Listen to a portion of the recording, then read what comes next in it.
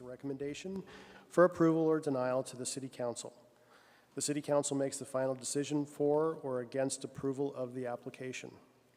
The agenda consists of the roll call, minutes of approval of the prior meeting, continuances, withdrawals, consent agenda items, regular agenda items, and then non-action items.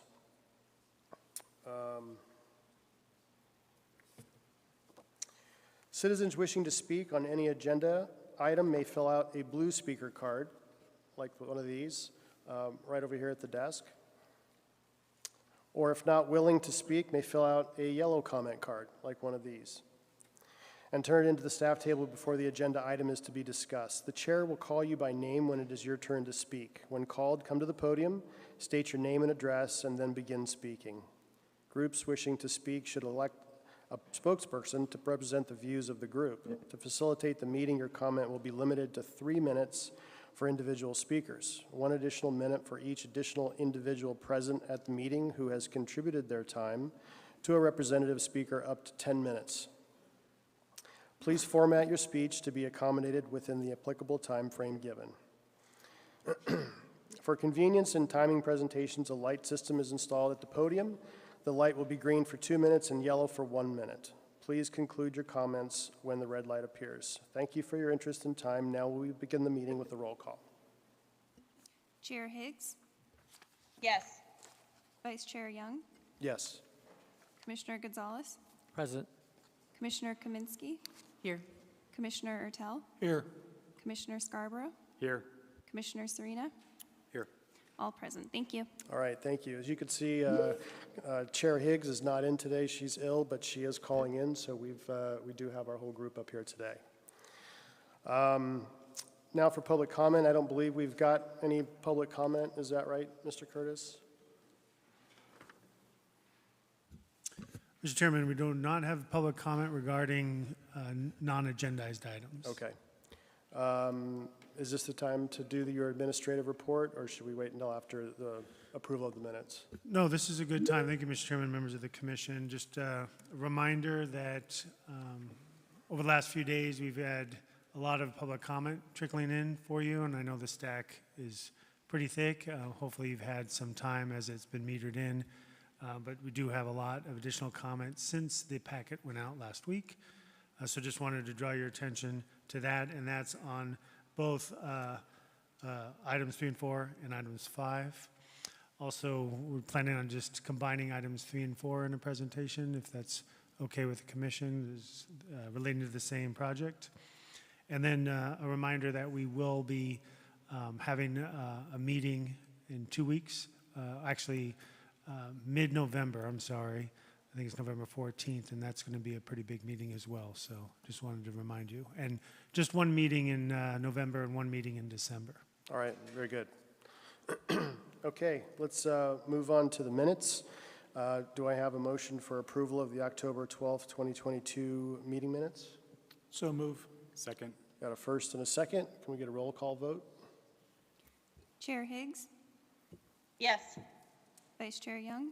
Yes. Commissioner Gonzalez? Yes. Commissioner Kaminsky? Yes. Commissioner Ertel? Yes. Commissioner Scarborough? Yes. Commissioner Serena? Yes. Motion carries 7-0. Thank you. Okay, moving along. Action items. How the action agenda works, the Planning Commission may take 1 vote to act on all items on the continuance agenda and 1 vote on all items on the consent agenda, or may remove items for further discussion as appropriate.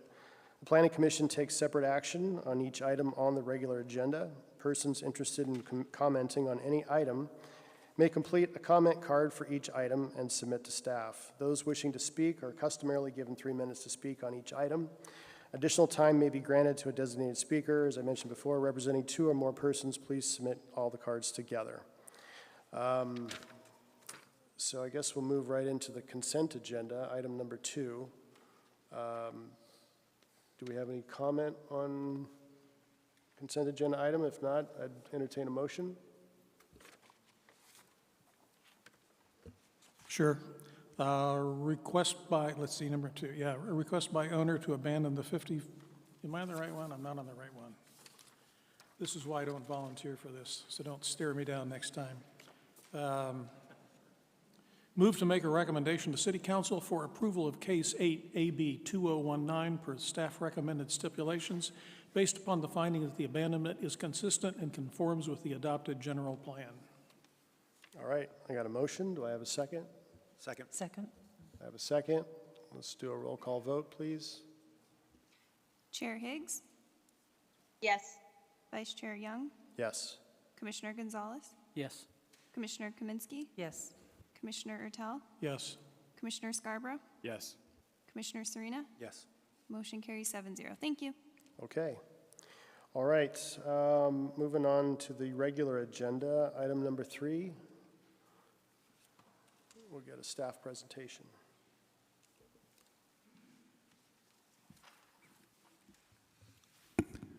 Vice Chair Young, just to clarify, Mr. Curtis had requested to present both 3 and 4 together, so I just wanted to clarify. Sure, understood. Yep. Thank you. Thank you, and good evening, Chair Higgs, Vice Chair Young, and Commissioners. I'm Brian Clough with the city's current planning department. I'll be giving you a brief overview of the applicant's request for Scottsdale and Gold Dust, cases 2GP 2022 and 4ZN 2022. The specific request this evening is twofold. First, we're looking for a recommendation to the City Council regarding a minor general plan amendment from the commercial land use designation to the mixed use neighborhoods designation. Secondly, a zoning district map amendment from C2 to planned unit development. And this would be for a mixed use development that will include 225 multifamily dwelling units and approximately 11,000 square feet of non-residential floor area. There is specific planned unit development criteria within the ordinance to evaluate, and there are also amended development standards requested by the applicant as part of the zoning request. And the site we're looking at this evening is at Gold Dust and Scottsdale Road. You can see it highlighted yellow here at that southwest corner, west of Scottsdale Road. A closer look at the subject site shows the existing shopping center there that's the subject of the application. A couple out parcels to the east will be remaining. You can see existing multifamily residential to the west and the south, and additional commercial to the north, also to the east, and then further at the Scottsdale-Shea intersection. So the existing general plan designation shown here is as commercial. And then the requested mixed-use neighborhoods designation here, which the mixed-use neighborhoods is intended to accommodate higher density residential combined with complementary office or retail uses, and most suitable near or within growth or activity areas. And this site is located at the edge and within one of those growth areas, the Scottsdale Road, Shea Boulevard, activity area, not growth area, in accordance with the 2035 general plan. And then the existing zoning designation of C2 and the requested planned unit development district, similarly to the mixed-use neighborhoods general plan designation as requested. The planned unit development is a mixed-use zoning district that is intended to implement that mixed-use neighborhoods general plan designation. On the screen here is the conceptual site plan that's proposed by the applicant as part of their development plan. You can see the new multifamily building here has 3- and 4-story elements, would include 225 residential units. The non-residential floor area is included within the eastern frontage here, fitness and yoga studio. It's approximately 2,500 square feet. And a co-working space that's proposed to be approximately 5,000 square feet. Also along the northern frontage is proposed to be live-work units that would have a commercial component to the unit that would be accessible from the Gold Dust frontage. The applicant would be constructing new sidewalks along Gold Dust Road at a 10-foot wide width. That would be detached from the curb as recommended by the Development Review Board. There will be new pedestrian access along the front of the development here that can provide a connection from Gold Dust to Scottsdale Road bypassing the intersection. There will actually be public access rights dedicated over that sidewalk area. Parking for the facility is within a below-grade parking structure that'll be accessed via the driveway along the east side, and approximately this area here. This is the conceptual landscape plan. You can see new landscaping that would be going in along the gold dust frontage with approximately 23 to 25 foot setback there. The sidewalk along there would be detached. That's not depicted on this plan. You can kind of see some of the additional pedestrian circulation that will be going through the site and landscaping. The central areas here in between the building are the common area open space elements that would be private to the development. And on the screen here, conceptual building elevations for the proposed buildings. On the top is the east elevation and the north elevation on the bottom. So this here would be the gold dust frontage. It is mostly at 3 stories and steps up to 4 as you step away from the gold dust frontage. And then you can see as you go to the south, it steps back down to 3 stories at the southern end of the development. The overall height would be within 48 feet plus additional 10 feet that's allowed for appurtenances on top of that. And then here are the west building elevation and south elevations. This is a perspective view from the intersection near Gold Dust and Scottsdale Road. So again, you can see the 3-story elements closer to the street frontages, and then that steps up to 4 as it moves away from the street. And then a perspective from Scottsdale Road frontage. So a quick summary of the amended development standards that are requested as part of the development. The first one being an amendment to the average setback. And this would be specific to the Gold Dust Road frontage. And the amendment is simply to change the average setback requirement to a minimum average setback requirement. So typically it would be a hard line 23-foot average setback. They're requesting that that be a minimum, so it could be 23 or greater. So it would allow for a greater average setback than 23 if needed for flexibility on that frontage and to give a larger building setback. The second amended standard requested is to the building envelope. So this would be the inclined step back plane that would be applicable along the residential development to the west and the south. So on the screen here, you can see 2 building sections, a red line indicating the ordinance required step back plane and the green line indicating the proposed or requested step back plane. And these 2 sections here are different, the top one being a 3-story condition and the bottom one being a 4-story condition. And those are depicted.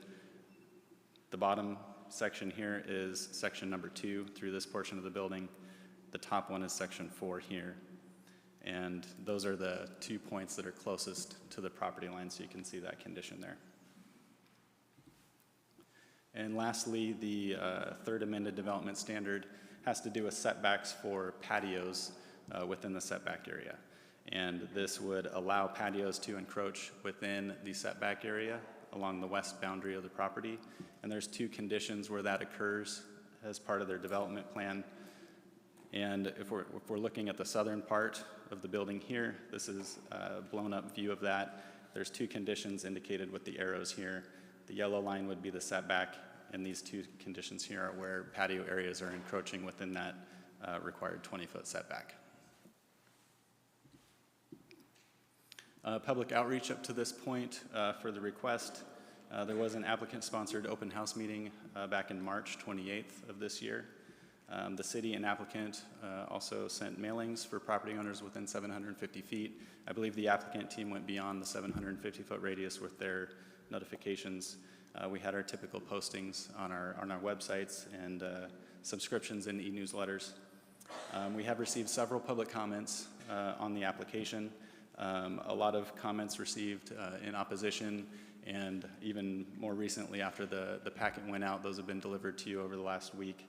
And I believe this morning there was additional provided. There is also comments in support of the application received. This did go before our Development Review Board on October 6th, and they recommended approval with a vote of 6-0. They did have one stipulation modification, and that was to detach the sidewalk from the curb along the Gold Dust frontage. And that's been carried forward with the Planning Commission stipulations. So to end staff's presentation, the action requested, again, is the recommendation to council on the minor general plan amendment and zoning district map amendment. And that concludes staff's presentation. Happy to answer any questions. And the applicant is also prepared with a presentation. Thank you. Great, thank you, Mr. Clough. Since I know we're probably going to have a productive conversation after the applicant's presentation, is there any brief comments or questions right now? Yep, Commissioner Gonzalez. Mr. Clough, thank you for your time. One thing I'm kind of a little bit baffled about, on the DR review, when they brought that forward, did that DR review also show that that request for 23-foot setback rather than the original setback? Vice Chair Young, Commissioner Gonzalez, yes, the amended standards, as I just presented, were also presented to the Development Review Board. And was it at 23 feet? Yes, yes, it was. Thank you. Commissioner Kaminsky. Yes, I was curious if you could explain the change in zoning. This was originally an R5 parcel that became commercial like in the 90s, and I'm assuming that the general plan projection was based on the current zoning. Is that right? Yes, Vice Chair Young and Commissioner Kaminsky, going back to the original zoning designation several years ago, the site was involved in a larger zoning master plan that I believe did have R5 designation over it. And then there was a subsequent zoning action that came in after that that took that from the R5 to C2, the current C2 zoning designation. And I don't recall, or I don't have in front of me the corresponding general plan designations that went along that, but I believe it would have followed along with the zoning that would have been applied. Okay, I believe we're ready for the applicant's presentation now.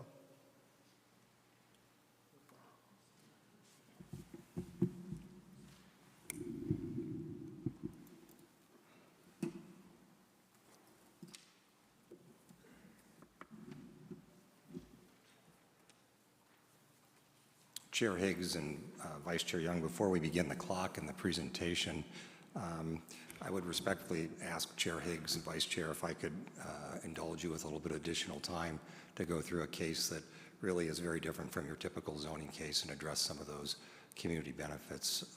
So if that's possible, I don't know if that's Chair Higgs or Vice Chair Young, but that would be great if you would indulge me in that. About how much more time do you think you'll need? 5-6 hours. Get paid by the hour. But my guess is probably about 10 extra minutes if we could. 10 extra minutes. Is the board or commission okay with the extra time? No objection. Looks like everybody's in agreement. Thank you. I think it we may can do that. be beneficial to public discourse. Chair, Vice Chair, members of the Commission, for your record, John Barry, 6750 East Camelback Road in Scottsdale. And this case is really something very different, as I alluded to in my request for more time. It will create a new and different standard of community collaboration, hence the name of this proposal. It is a unique site. Its proximity to Chaparral High School gives us a unique opportunity to collaborate with that important educational institution. Now, there's been some conversation about the general plan. As we know, the general plan is the voter-approved vision for our community, and the general plan education element encourages partnerships and community involvement in education. So we talked about collaboration with the Chaparral community with this case. What was their vision for a community collaboration, as we talked about in the general plan? And their concept, and it was not ours, this was not something that came from us. They've been working on this idea for, I think, literally years to bring this forward. It was a long-held dream of theirs, teachers and students, to create a Chaparral learning garden. And I think you'll hear more about that later this evening from one of the teachers. This is a unique location on campus. Here's the cafeteria. This area sandwiched between two classrooms, including the STEM classrooms right here. It's about 6,000 square feet of area, and this area today looks like that. It is 6,000 square feet of hard-packed dirt that is currently barren, and you can see some prior attempts to have a learning garden with these little raised planters there. So what is the Chaparral Learning Garden? Well, it's something very different. It's a partnership with the students and teachers. We're going to create an outdoor living laboratory to leverage classroom teaching in biology, botany, sustainability, and the culinary arts. And we'll create a student oasis given the proximity to the cafeteria.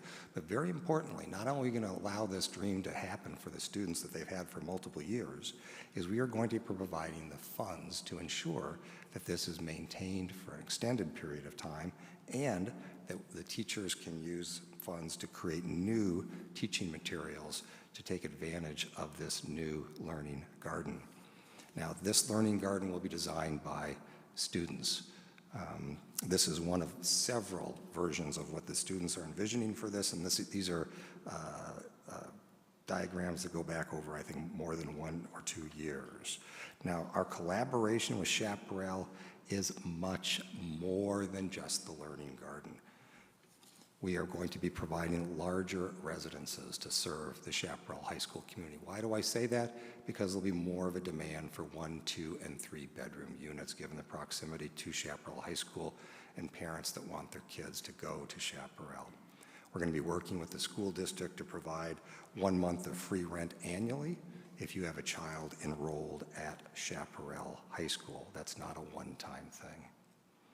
Additional collaboration efforts, we're going to be providing 10% of these residences as workforce housing that are discounted for teachers, staff, and first responders. Now, I'll drill down that on a little bit more in just a minute.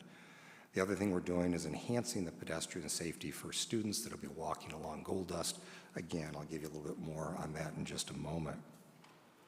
One of the interesting things we're also doing is recognizing that Gold Dust is a place where kids ride to and from Scottsdale Road to get to Chaparral. They also use Mountain View, but we're on Gold Dust, and we're using our frontage to create a bike oasis or a bike station that will be a bike repair station that will have shade and seating on our property on Gold Dust, not hidden back someplace. This is right on Gold Dust.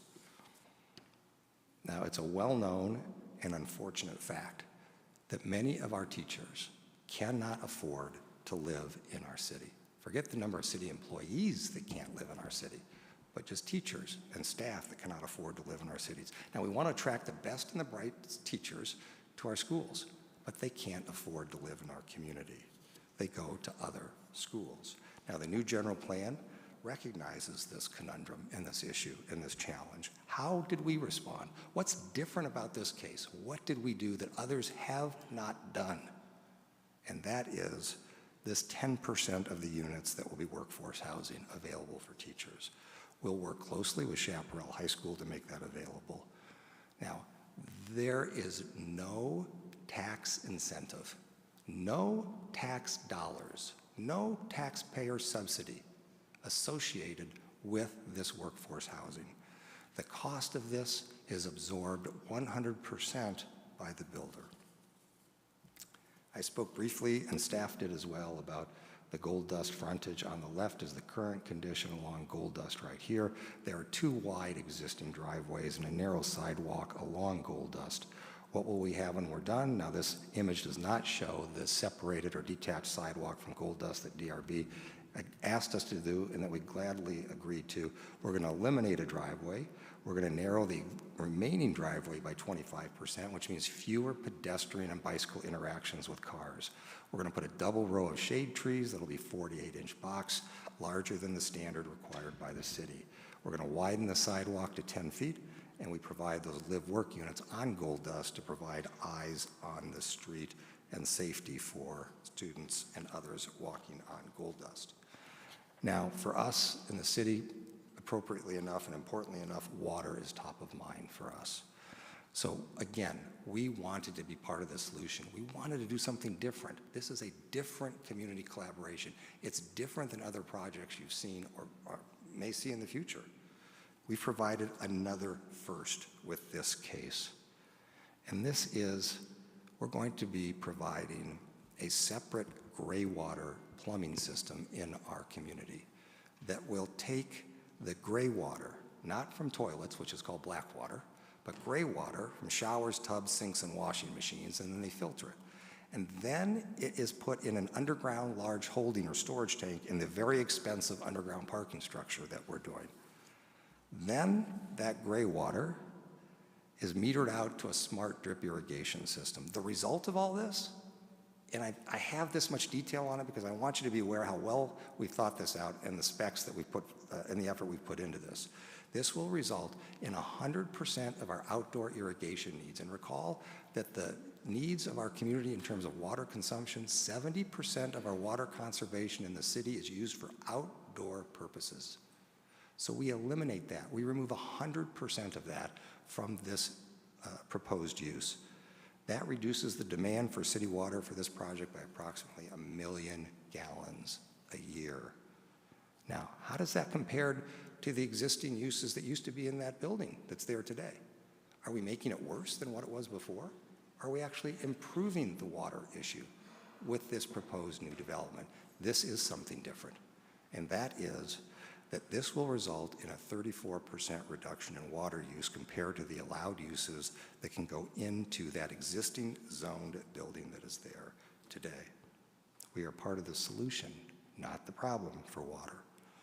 Now, in this area, there's an overabundance of retail, approximately 1.8 million square feet of retail in the area. And as you all know, that area has retail that's generally mom and pop, small retailers, service industries, restaurants, that type of thing. And the age of Amazon, those are the exact businesses that are getting hurt the hardest by Amazon and the advent of that economy. These new rooftops will bring new customers that are able to walk or bike or drive short distances to that 1.8 million square feet of retail in the area and provide an economic shot in the arm for those small retailers. What about traffic? As I said, there's existing zoning on that property of C2. And if that building were filled and if the C2 zoning were utilized on the property, it would result in more traffic than would result from our proposed residential. What about open space? The required open space is about 10% or half an acre. We provide almost 1.5 acres, or 32% of the site is open space, a total of 219% increase. Now, a lot of that open space is in that drainage easement off to the west of the property. But even if you back out that drainage easement that's there today, we are 130% over the requirement for open space on the site. Now, there was a portion of the presentation and a question from the commission about the gold dust setback. One of those amended standards allows us to push the buildings further away from gold dust so we can enhance the public-facing portion of this project along gold dust. What do? We detach a new 10-foot wide sidewalk from the street. We eliminate a driveway. We add 48-inch box trees. We create a much better pedestrian environment, safer pedestrian environment. But in order to do that, we have to ask the permission of you guys in the city council to be able to move the buildings further away from gold dust. I know it strikes us as odd, but we have to ask to be able to move them further away to create a better and enhanced pedestrian environment. This is kind of what that looks like, the pedestrian environment looking down on it. Gold dust at the bottom here. And this would, again, would be detached pursuant to the unanimous recommendation of DRB. These are the live-work units along gold dust. And these are the 3-story units along gold dust. Note the stoops and the sidewalks and direct access out to gold dust. Now, this project is proposing some very high-quality materials. This is not DRB. But I do want to point out that we're using metal, we're using tile, we're using stone, we're using and these very cool copper downspouts as accents, which will patina over time. There was a discussion about height, and that certainly was present in some of the correspondence that you've received. Now, we listened to the community. This is gold dust at the bottom here. This is California Pizza Kitchen. CVS. Chaparral would be back here, Chaparral High School. This area in white outlined in red is the 4-story element that we've removed from the property, from the proposal. That is not before you this evening. That is gone. We reduced the height, we reduced the density, and we listened. So what's left of the 4-story to try and absorb the cost of the community benefits I'm about to go through with you? Here's Gold Dust. This is California Pizza Kitchen. What's left, the only piece of this building that is 4 stories is this kind of T-shaped in the middle of the building, away from Gold Dust, I'm sorry. And this building is set back about 340 feet from Scottsdale Road. The height impacts as viewed from Scottsdale Road would certainly be de minimis, given that the only thing you would see from Scottsdale Road is this small piece of it that's 4 stories. In conclusion, members of the commission,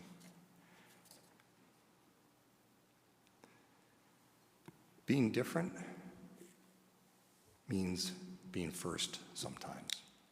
It means being a leader. And being different makes a difference.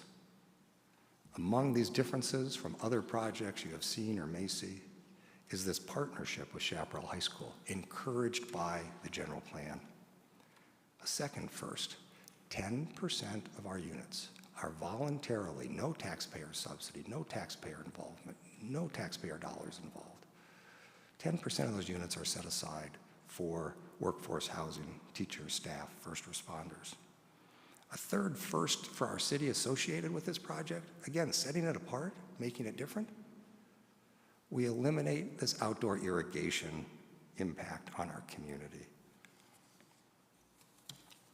Additional benefits, we support small businesses in the age of Amazon. We bring year-round residents with incomes close to their front doors.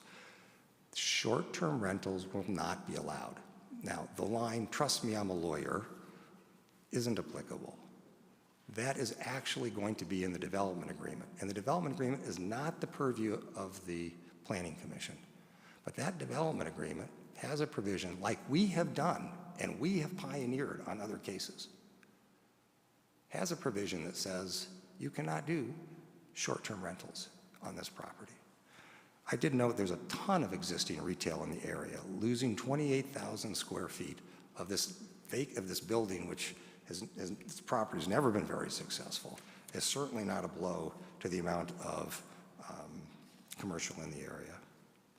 This is about a $100 million investment in this area. Now, this is more than some of the other numbers I've showed you with some of the other cases I brought before you. And the reason for that is we're putting in 2 stories of underground parking. Now, there's lots of environmental and sustainability and other benefits associated with that, but darn, it is expensive. We're reducing traffic. We're providing more open space. And as I said, even if you back out that drainage area, that easement, we're about 137% more. The adjacent retail where CVS and CPK are located is overparked. So there is none of, and by the way, our building is obviously parked to code, so there's none of the concerns about overflow parking into neighborhoods. Importantly, given the recent ASU collaboration with the city of Scottsdale, we're impacting and reducing the heat island effect. We're eliminating what's currently an asphalt parking lot with about 188 surface parking spots. We're getting rid of those.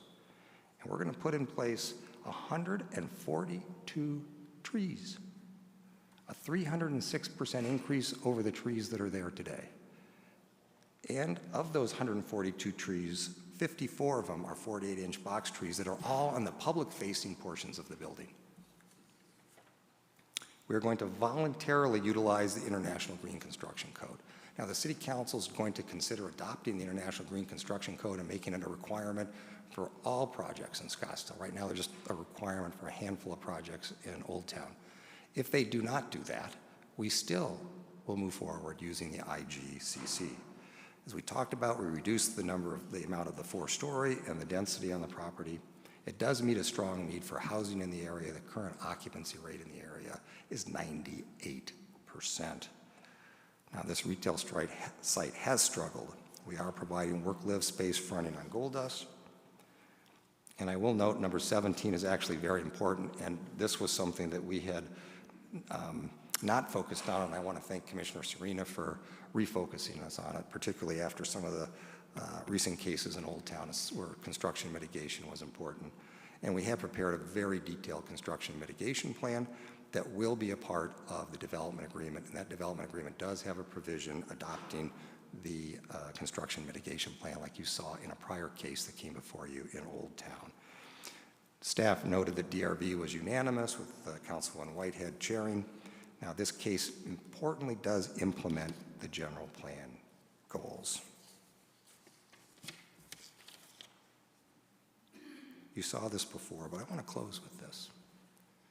Now, the general plan encourages us to do things that Scottsdale does best. Be different. Be different than other cities. Be a leader. Be different. Be collaborative. Build a community. And find willing and committed partners to make our community better. These are the hallmarks of Scottsdale that has helped make us the community where so many want to live. In some people's eyes, too many people want to live. But it continues to attract people here, and it allows us to stay as well. We have that willing and committed partner in my client here this evening.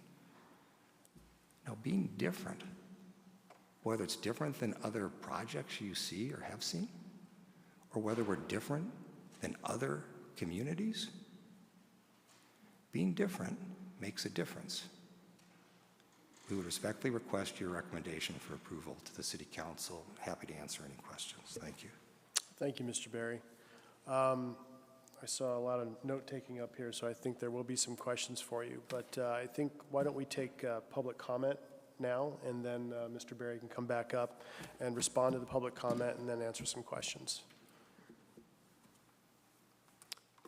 So our first speaker, thank you, Mr. Berry, is Mr. Adam Wiseman.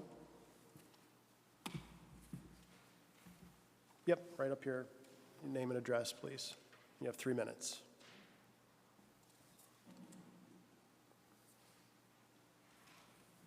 Hi there, my name is Adam Wiseman, and I reside at 9990 North Scottsdale Road in the Verona condominiums next door to the proposed building site here.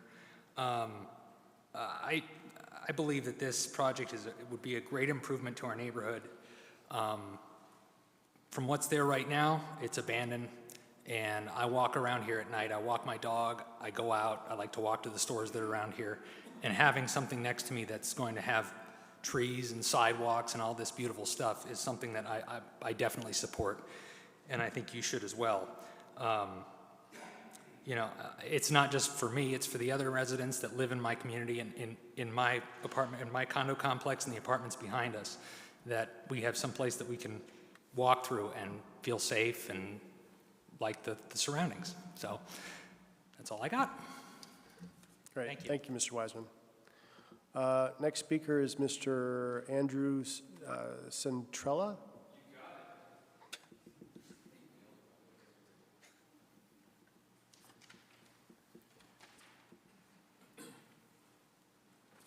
Madam Chair and members of the Commission, my name is Andrew Centrella and I live at 9990 North Scottsdale Road. I'm just south of where this proposed project would be in the Verona condominiums. I'm excited to see something new come to this site, as it has been an empty center for quite some time. It's just a place for abandoned people and cars, and this plan is a far better use of the space, and I'm looking forward to it. Plus, it's easier to walk around. We have a bunch of high school kids all over the place, and they're in the middle of traffic. The wider sidewalks is a good idea, and I like the green part of the construction. That was excellent. Plus, you get easier access to the CVS and the California Pizza Kitchen. Not like I need it, but it would be easier to get. So please support this proposal, as the project is a great fit for the neighborhood. Thank you very much for your time. Thank you, Mr. Centrella. Our next speaker is Mr. Jason Alexander. Mr. Alexander here? Doesn't look like it. Okay. Oh, there he is. Sorry, I didn't see you way up there. Sorry, Commissioner Young, I was filling out my ballot. I love this project, all the extra time you gave Mr. Berry, exactly for the reasons and details he went into. I have 2 children at SUSD. One is currently in 8th grade, considering going to Chaparral High School.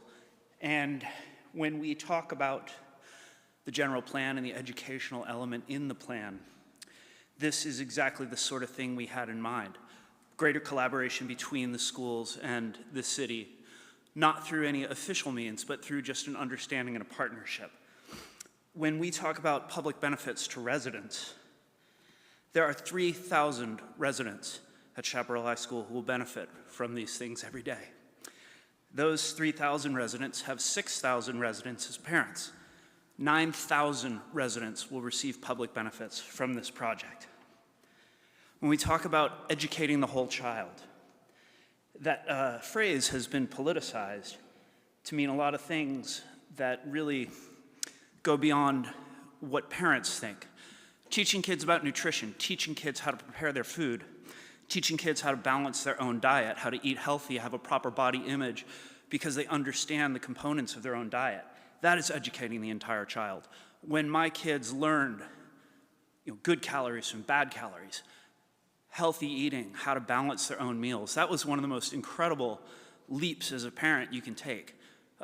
Giving children healthy body image and giving them the tools to understand their own bodies, their own physical appearance, and their own nutrition. The support for the teachers, absolutely incredible. I mean, our legislature has for years been conducting a war on public funding for education. And this, through private means, helps retain those teachers, helps combat our teacher shortage. Finally, I want to talk for just a moment about the housing market. Lots of people like to say that with the rise in interest rates, that our housing crisis has stabilized and come into equilibrium.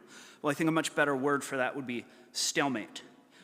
Yes, time on market for housing has increased over the last 6 months, but what you're actually seeing is a corresponding drop in demand for buyers. As a buyer, facing inflation, facing 7% interest rates, you're simply not in the market anymore. As a seller, why would you sell a house unless you absolutely had to and go from a 2 or 3% interest rate to an all-time high 7% interest rate? The result is, as the housing market is in a stalemate, as homes are not selling, more people are forced to rent. Prices in rentals aren't dropping because of supply. People are doubling up in their apartments. They're living with parents. They're seeking roommates. We have to address the housing crisis. Please vote for this project. Thank you. Thank you, Mr. Alexander. Our final speaker is Ms. Katie Kuhn. Kuhn. That was close. You have 3 minutes. Thank you. Madam Chair and members of the Commission, my name is Katie Kuhn. I reside at 3300 North Scottsdale Road, apartment 5040, Scottsdale, Arizona, 85251. I support the proposal for this new residential community, as it will not only provide much needed new housing in this area, but will also clean up a currently vacant center, as mentioned before. Providing housing choices in our community is important, and I urge you to support this as well, as it will not only meet that need that is present there, but also will be a great community partner. Thank you. Thank you. Looks like we got 2 late speaker cards come through. Mr. Glenn Lear.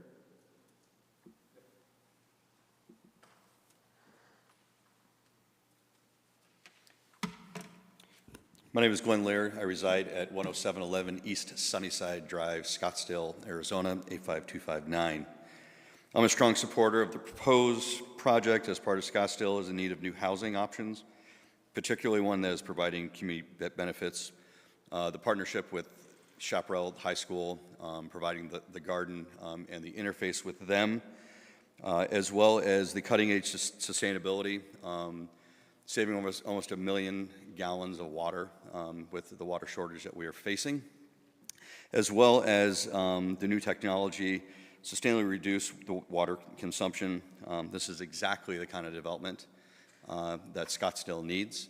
The redevelopment of the areas, as many have already said, quite frankly, I didn't realize the center was there, and I've been to CVS and a lot of the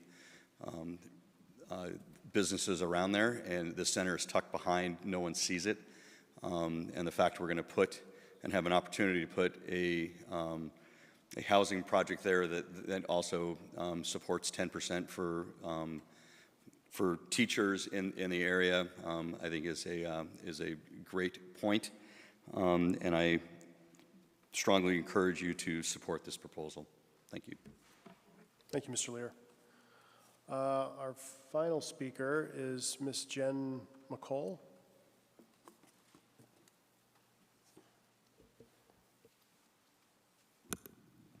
Hello, everyone.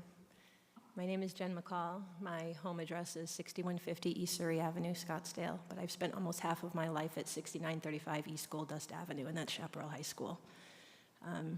I teach zoology and botany at Chaparral, and for the past 15 years, we have had those 3 raised garden beds that you saw. It started as an Eagle Scout project and a love of gardening and a love of wanting to teach my students how to garden, how to maintain gardens, how to harvest the food and cook the food from the gardens. They're 3 tiny beds, but we've managed over the past 15 years. We've included our culinary program into harvesting and cooking with the food. One year, my students teamed up with the culinary class, and they made basil tomato pizza from the tomatoes and the basil from the garden. It's amazing when we start planting the gardens and students don't understand where food comes from, especially when you ask them to start to deadhead the flowers off of the plants so the energy goes to the living part of the plant, and they start taking off the flowers off of the tomato plants. They just don't understand yet. But by the end of the year, it's amazing what they have learned. With this proposal, we can touch so many more kids at school, including always the culinary department, our special ed department, all of our life science departments. What I see going forward is knowing that we have more space and more gardens, starting a seed library and a propagation program. We have a garden club right now, so I can see that that would be growing as well.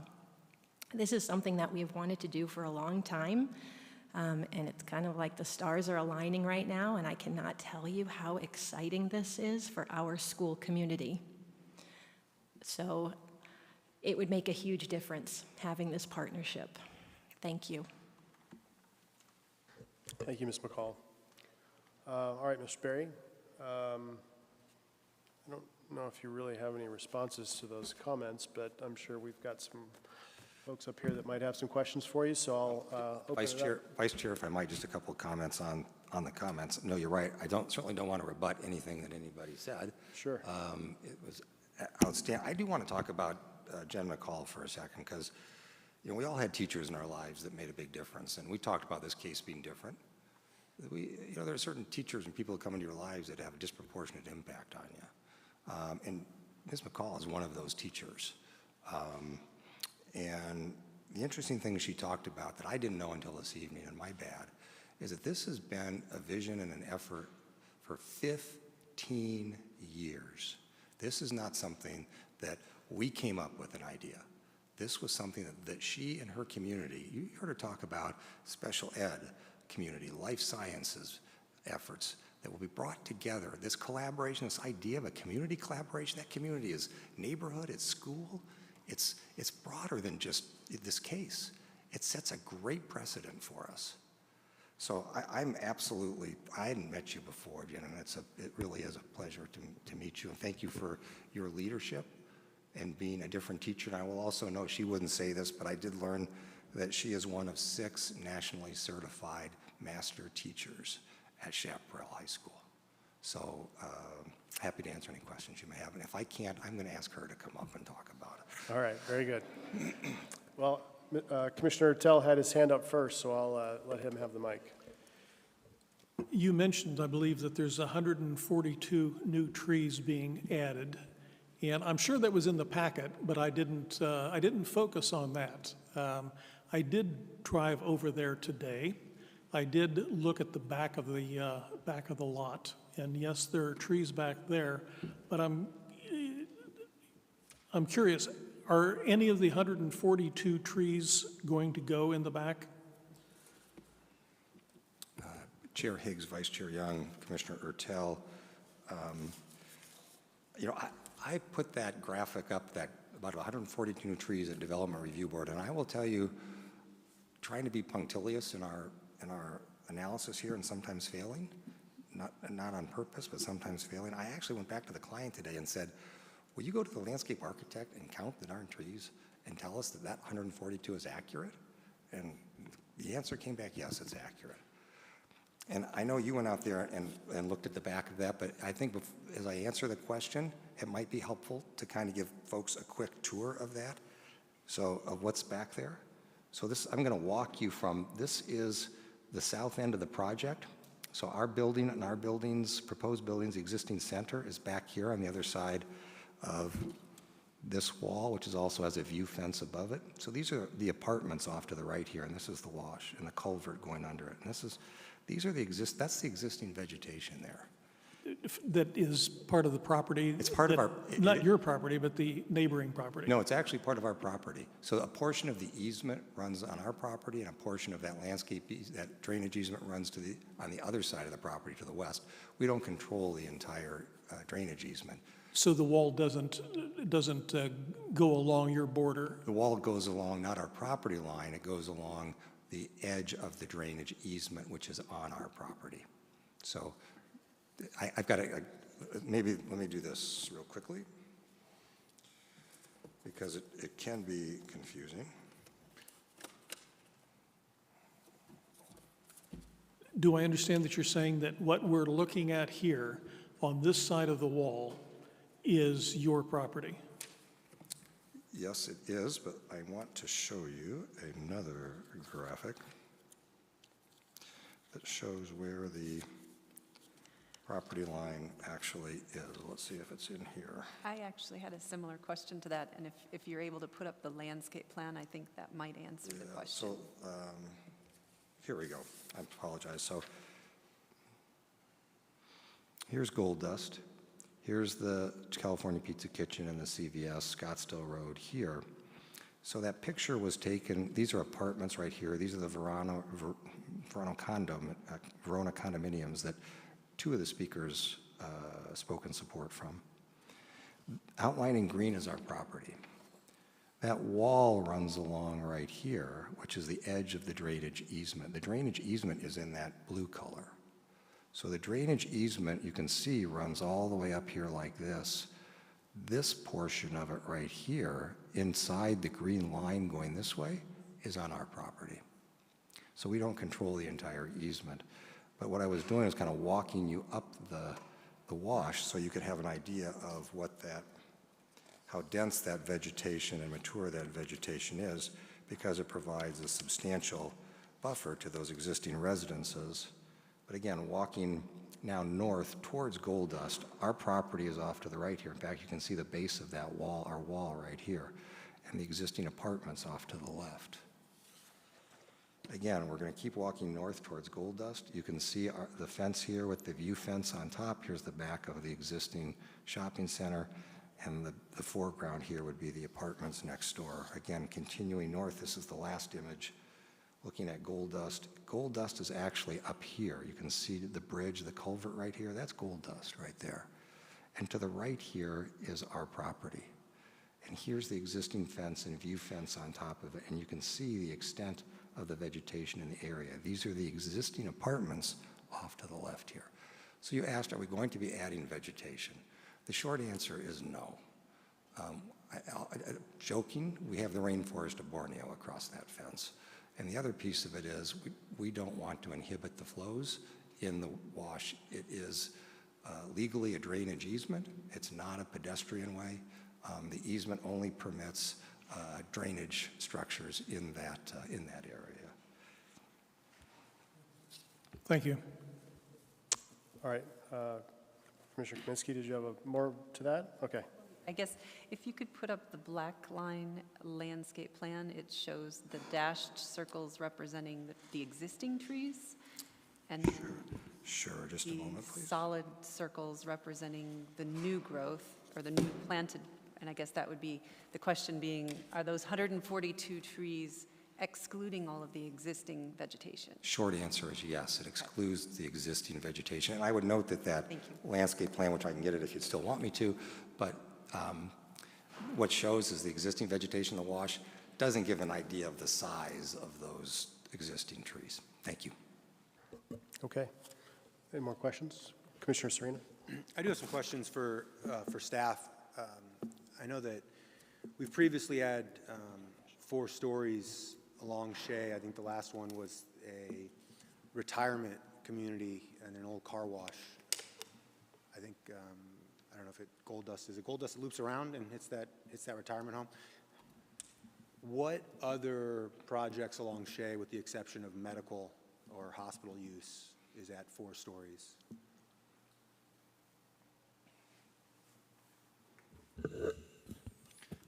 Vice Chair Young, Commissioner Serena, in this particular area, you'll find some 2- and 3-story buildings. I'm not aware of any others in this vicinity that are 4 stories besides the medical facility that you mentioned. And outside of just this area, let's just encompass Shea Corridor as a whole, kind of end to end of the city. Again, aside from medical use and this previous or recently approved retirement, are there any 4 stories?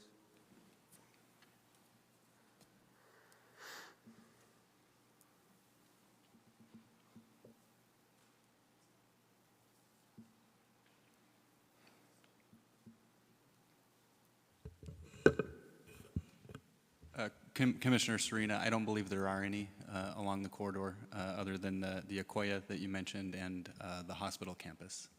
So I know I was on commission when the retirement home was approved, and I think at the time my comments were that my concern was it would kind of let the horses out of the barn of 4 stories along this corridor.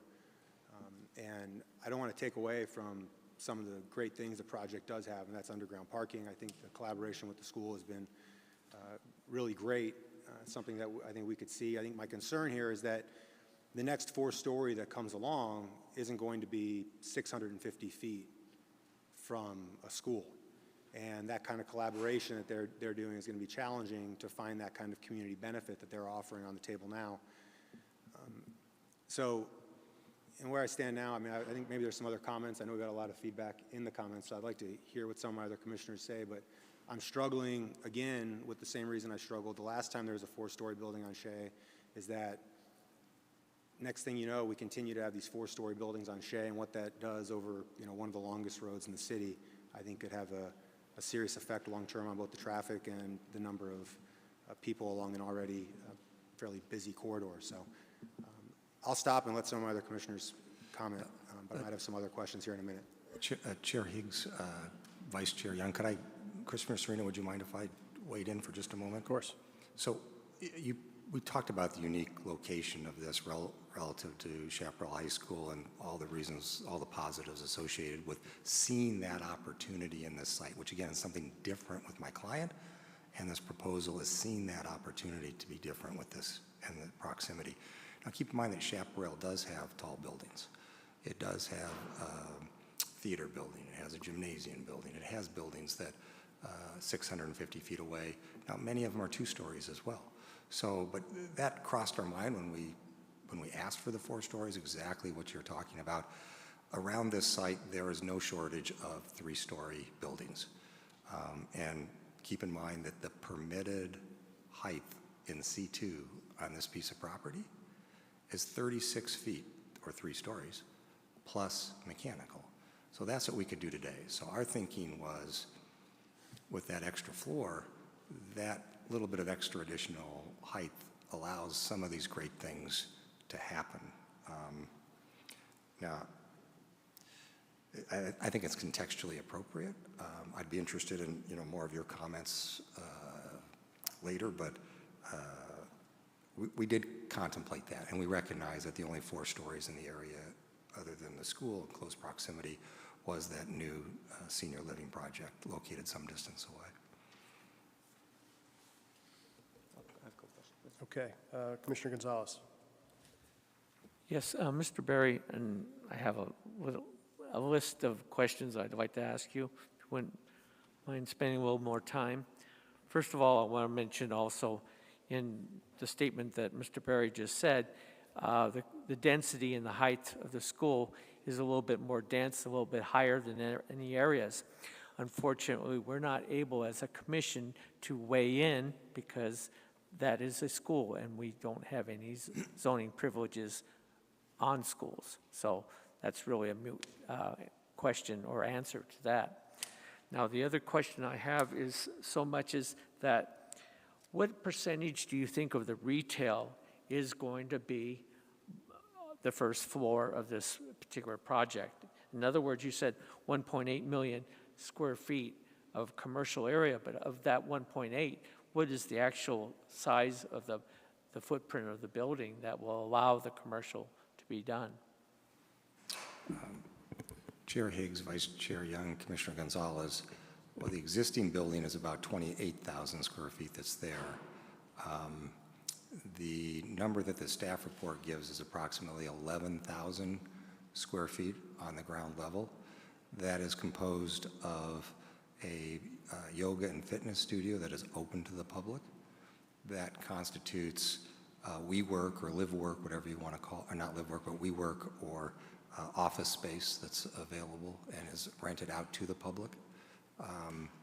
So that constitutes a piece of it. And then there are the 7 live-work units along Gold Dust, which is again approximately about 11,000 square feet. I would note that that 28,000 square feet of retail has never succeeded there. It's just located, there's poor visibility. It's 340 feet from Scottsdale Road. There's never been an anchor there. There hasn't been what they call a mini anchor, and I know you're familiar with that. There's nothing, immediately across the street to the north, you've got Total Wine. You've got an Ace Hardware. Those generate traffic that comes in there. And that helps feed the nail salon, I think there was a vape studio in there. There was a fly fishing store that went out of business a long time ago, but you never know, somebody's fly fishing and they may want something after they've been to Total Wine. I don't know. But there was no draw to bring people into that center and back off of Scottsdale Road. You had one speaker, I think Mr. Lear, who said that he never knew it was there and he shops in the area. So that building is perpendicular to Gold Dust. There's no frontage on it. You don't see much. And then it's set way back from Scottsdale Road. So 28,000 square feet of retail with a landlord or landlords over the time period had a great incentive to make it work, could not get 28,000 square feet to work there. We want to have retail, non-residential uses that don't rely on that visibility. Okay. Thank you. And trying to find a bunch of that on the ground level there is, from a market perspective, very difficult. I'll get back to you for a minute, but I was going to ask Mr. Clough a question. Mr. Clough, Mr. Berry just mentioned something. You know that little dogleg that's an entranceway into this proposed project? The little dogleg coming off of Scottsdale Road? That's private property. Am I correct on that? Yes, Commissioner Gonzalez, it is private property that's owned by the applicant. So it's going to be owned strictly by the applicant, not by the HOA, not by the surrounding area. It is strictly to this project? That's correct. The land ownership is of this developer. However, there are access rights granted over that in easement form. There is easements on that? There are easements that grant access rights for the apartments and condos in the area. How about also the retail that's on the north side of it?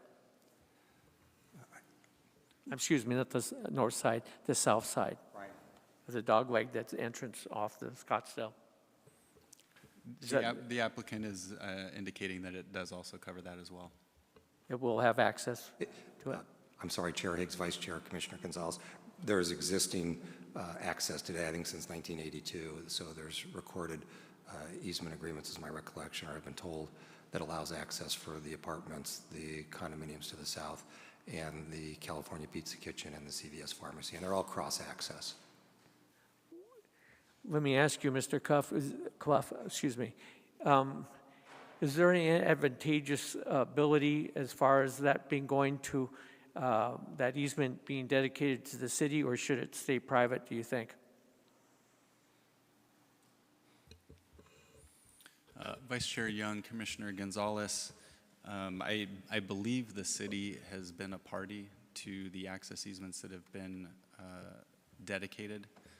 Not having the document in front of me, I can't confirm that. If you're considering a right-of-way dedication as opposed to easement, yes, sir. I'm not sure that would be a benefit to the city at this point. Very good, thank you. Mr. Berry, I wanted to ask you another question on the, is there going to be any bonus or anything on this request, this application? Chair Higgs, Vice Chair, Commissioner Gonzalez, no, there is no mechanism for any type of bonus associated with additional, heights or densities like you see up in the Air Park area or in the Old Town area. So no such bonus. The approximately $4.175 million in community benefits that we're proposing, there is no reciprocal ordinance benefit. Very good. Can I ask you another question here? So you were referring to your ask is for the 23-foot setback as compared to the 40-foot setback. Is that correct? Am I correct in that? Chair Higgs, Vice Chair Young, Commissioner Gonzalez, it's actually the reverse of that. Right, I'm sorry. Yeah. Yes. So the requirement is 23 feet, and we're going to be at 39 feet. In order to get the 39 feet, we've got to ask for your permission to go further back. Yes, I understand that because of the way the building is going to approach its 4 stories. It would be kind of difficult. It would be at a very severe angle.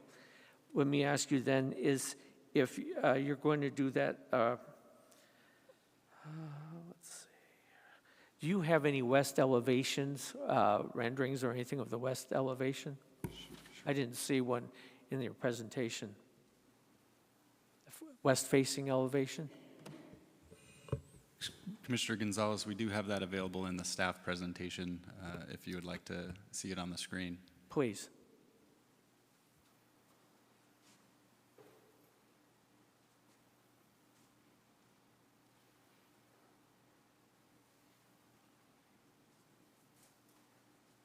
Keep going.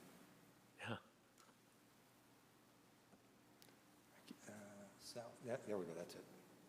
So if I can read that, Chair, Vice Chair, Commissioner, the top piece of that is the west elevation.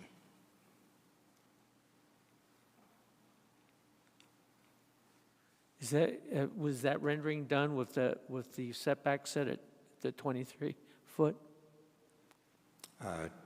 Chair, Vice Chair, Commissioner, I think in order to show you the 23 feet, we'd need to go to the north elevation. Okay. And that would be this.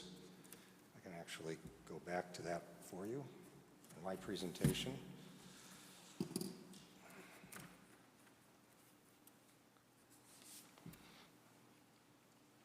So this is actually the length of Gold Dust. The building turns right here, you can see, to head south. And then you can see back here, the building actually turns to go south again. So these are the 7 units of live work, and it's, again, 3 stories along Gold Dust, not 4. So this is the entire frontage along Gold Dust. And then on the back side, then, do you have a rendering kind of like that that shows us a little bit more in detail what that's going to look like as far as with the setback that you're requesting for? Chair, Vice Chair, Commissioner, are you referring to the west side closest to the yes, sir. To the existing drainage? I don't have the rendered version like this, but I'm going to ask my client, and Mr. Krager, I assume that the building along the west has the similar breaking up of the massing and the building movement and the materials that we have on this portion of Goldwater. Is that correct? And Maria, who's with ESG, I'm getting head nods. In the world of law, that means nothing. In the world of architecture, that actually means something, so yes.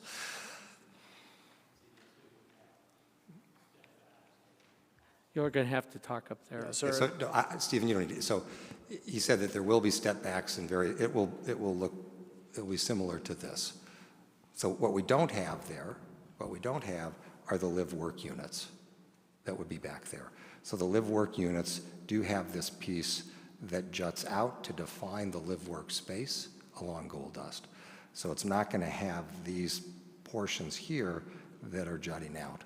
So I think it's more likely that it goes up 2 stories, but we can see the breakup in the massing, the insets, the recesses of the balconies and the private open space, and then the step back at the building at the 3rd level. Okay, then one real fast question is, on the back, on the drainage ditch on the back, because that drainage ditch looks like half and half goes on different property lines. In the middle is the property line. On your side of the property line, who is going to maintain that area? Chair, Vice Chair, Commissioner, we will. And we have, if I can elaborate a little bit, so currently that's the back end of a shopping center.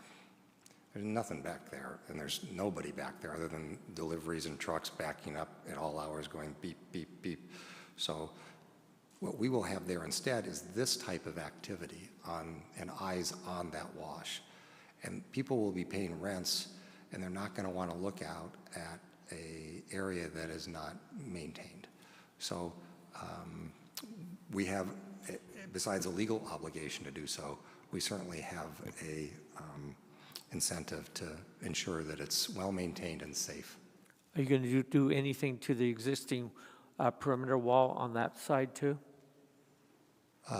Chair, Vice Chair, Commissioner, I'm looking at the architect. I assume we're going to leave the wall, but it will be restuccoed or colored or something, nice. But again, I think it's a 3-foot, 2 or 3 foot wall, and then it has the view fence on top of it. So what's the total height of it with the view fence on it? About 5 foot, 6 foot? Somewhere? Probably. I'm getting this sign, which either means sit down. I'm glad it's not the other finger that they typically get. So, but I'm getting 5, which I assume means 5 feet. Okay. Thank you, sir. All right. Yeah, of course. Commissioner Tell. So, Mr. Barry, if you could leave that up. What I saw was after 2 stories, it steps back. It sets back, and so but then there's going to be a 4th story on the west side. Will that step back as well? I thought that I had seen that it went up 3 stories straight up, and then there was a very minor setback for the 4th story.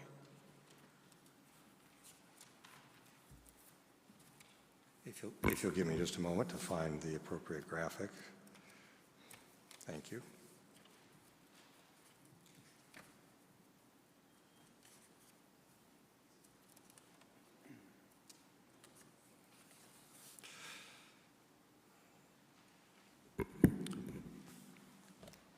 Gold Dust at the bottom, California Pizza Kitchen. The drainage runs behind the building here. You'll see that the 4-story element is this piece right here. Right. So Maria, does the building on the back there go up 3 stories or 2 stories and step back? Does it go up straight 4 stories? What does it do along the west edge there? No. So on the west edge, where the 4-story element is, it goes straight up 4 stories. I'm hearing that, however, the building does jog. It moves in and out, so it's not a long mass. You could, in fact, let me just show you another graphic, if you don't mind.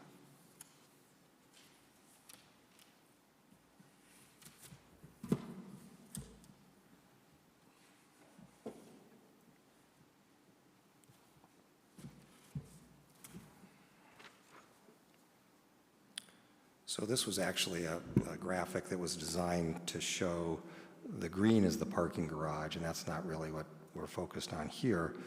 This blue is where the fence is today, okay?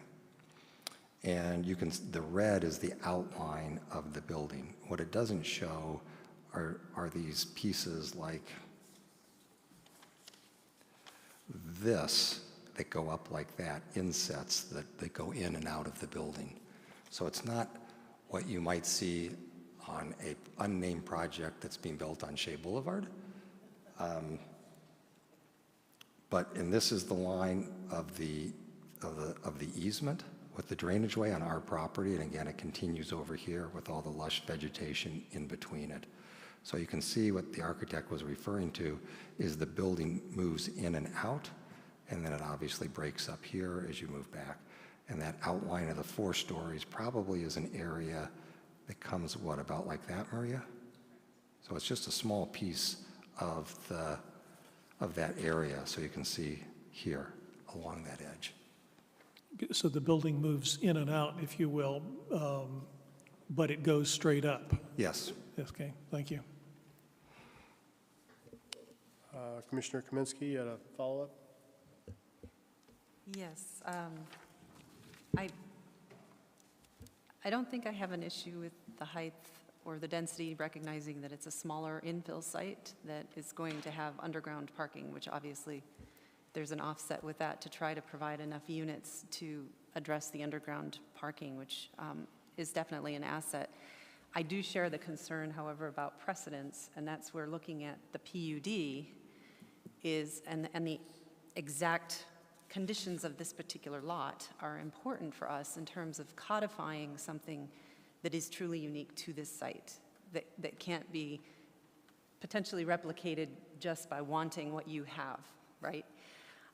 So being different means working outside of the code, and the PUD gives us the ability to codify this in the uniqueness of what's being presented. The challenge we have is that some of the stuff you're proposing are outside of our purview. And we've got a condition or a stipulation number 5, which references attachment number 6, which we don't have. Attachment number 6 is the contract with the city, the DDA, which we don't have the authority, obviously, to comment on, but it certainly is something we're making a recommendation on, a stipulation, without even seeing what is in that document. And it would help me if you could enumerate on, just briefly, the points of that DDA so that we can understand, for instance, workforce housing with no giblet, no special incentives, the gray water processing system constructed to save millions of gallons of water. Is that in the deal?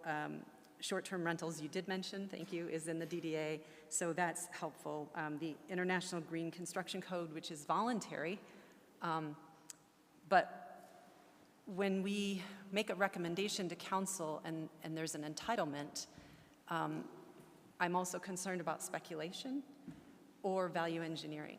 So between the time that it comes to us presented with the pretty pictures and the promises, things can change. And I want to make sure that whatever's presented and promised is what gets built. So I understand that the stuff with Chaparral High School is outside of our purview. It's SUSD. I'm very familiar with community gardens. I've actually volunteered at the one at Echo Canyon. Love them, think they have a great asset to the community, but I've also seen them fall to the weeds in the wayside when they're not funded. So I'd like to have an understanding if there is a contract in process with SUSD for promises to make sure that that is kept up with the funding that's needed. And if you could just address those things, it would help me in understanding what we can do in the PUD to codify some of these things. Thank you. Sure. Chair, Vice Chair, Commissioner, you've accurately kind of identified the jurisdictional constraints that the commission has. But let me see if I can go through it. And Eric is here from the city attorney's office, and I didn't draft the city or the development agreement. I have a lawyer in my office who's worked extensively with Mr. Anderson and Mr. Padilla and others on these, and we've done multiples of these over the last couple years with the city. What may be helpful is to just quickly go through what I touted, and let's kind of see where we are on those. So the partnership with Chaparral High School, that is something that we are working with Chaparral to put in a contract in written form for to give Chaparral the comfort they need that this is not, as you pointed out once before, value engineered out of the process. The workforce housing, in fact, is in the development agreement. Our office, I'm proud to say, along with the city and some council members who have been very supportive of this effort, we worked with council members to pioneer the first ever workforce housing case in Scottsdale, which occurred with this council about a year and a half, 2 years ago. And it was a handful of units, just a handful of units. And when we did that, the city attorney's office, we all pioneered the language on how to make that happen, what the reporting requirements are to the city, you know, how do you ensure that this happens? And the balancing act is that our state law says a city cannot require us to do these things. You can't be a party to requiring us to put this in a development agreement or in a STIP or anything else. So that's a violation of state law. However, if we voluntarily do it, we can put it in a development agreement. And we voluntarily did that the first time on the Miller project. So the template was set, and that was adopted and approved by the city council, I think on a 6-1 vote. I don't think the development agreement had anything to do with the one vote. So since that time, we've had we've perfected the language in the development agreement about how the reporting and making sure it's voluntary, the types of units that are available, you know, 1s, 2s, and 3s. I know that. So all that's in there. The definition of workforce housing using the federal requirement, all that is in there. So as only lawyers can do, and I don't consider myself a real lawyer, but as the real lawyers can do, it's belt and suspenders. Eliminating the outdoor irrigation system, that is nowhere in writing. And you know, the latest that we've had conversations with staff is that we need to work with the water department and kind of further vet this concept and work with the water department to make sure that what we're proposing is in concert with how they want to approach this. And our attitude is, great, let's use the benefit of the city's extensive knowledge on this. We're here to help. I know it sounds funny, but we're here to help the city with this. We're not here to be part of the problem. We want to be part of the solution. So we don't know whether this will end up being the solution or something else. But we are working with the city, and we'll be working with the city between now and council to finalize that. Number 4 is irrelevant. Number 5 is in the development agreement. Again, we pioneered that on the Kimsey project, which was the very first case that this new city, not so new city council anymore, that took office 2 years ago in January, that we pioneered those provisions that talk about no short-term rentals. And I think all of the projects I've been involved with since then that have a development agreement have that provision in them. And that same provision is in this development agreement. The open space, that's part of the development plans. You know, the stipulation steps us to the development plan. That's in the development plan. The urban heat island effect, again, that's in the landscape plan and in the development plan, which is part of that. So that's covered. Utilizing the IGCC, Eric, my recollection is that is in there, that we agree to use the IGCC as part of that. I know he's got 14 different development agreements. That's my bad recollection. If it's not, we can add it. It may be solved by the time we get to City Council, because I think on the 14th, is it, Tim? I forget, when is the council going to consider the IGCC, those new codes? Do you remember? Or Brian? Okay, it's going to be next month. It may well be before we get to City Council, but if they don't, we can put it in the development agreement. The work-live space, again, that is in the development plan. Construction mitigation plan, again, we pioneered that on the artisan case at Indian School in Marshall Way. We got lots of firsts with the city, and that's what makes all this fun. And I'd say that with great admiration for the city and its citizens and the council. We were the first to come forward with a construction mitigation plan. And Commissioner Serena and some others were very strident in pushing that and working with the community and doing that. And we did. and it was very successful. So we used that template, and we've used that language out of the artisan development agreement and adapted it to this situation. So again, that's in the development agreement. The general plan we've already talked about. What did I miss, Commissioner? I think you covered all of it. I guess I would ask staff if it's possible to have a condition regarding the water conservation for gray water, just that there be ongoing, that the applicant would work with staff, the water utilities and building departments to some implementation towards what they've presented, not knowing what the final technological solution might be.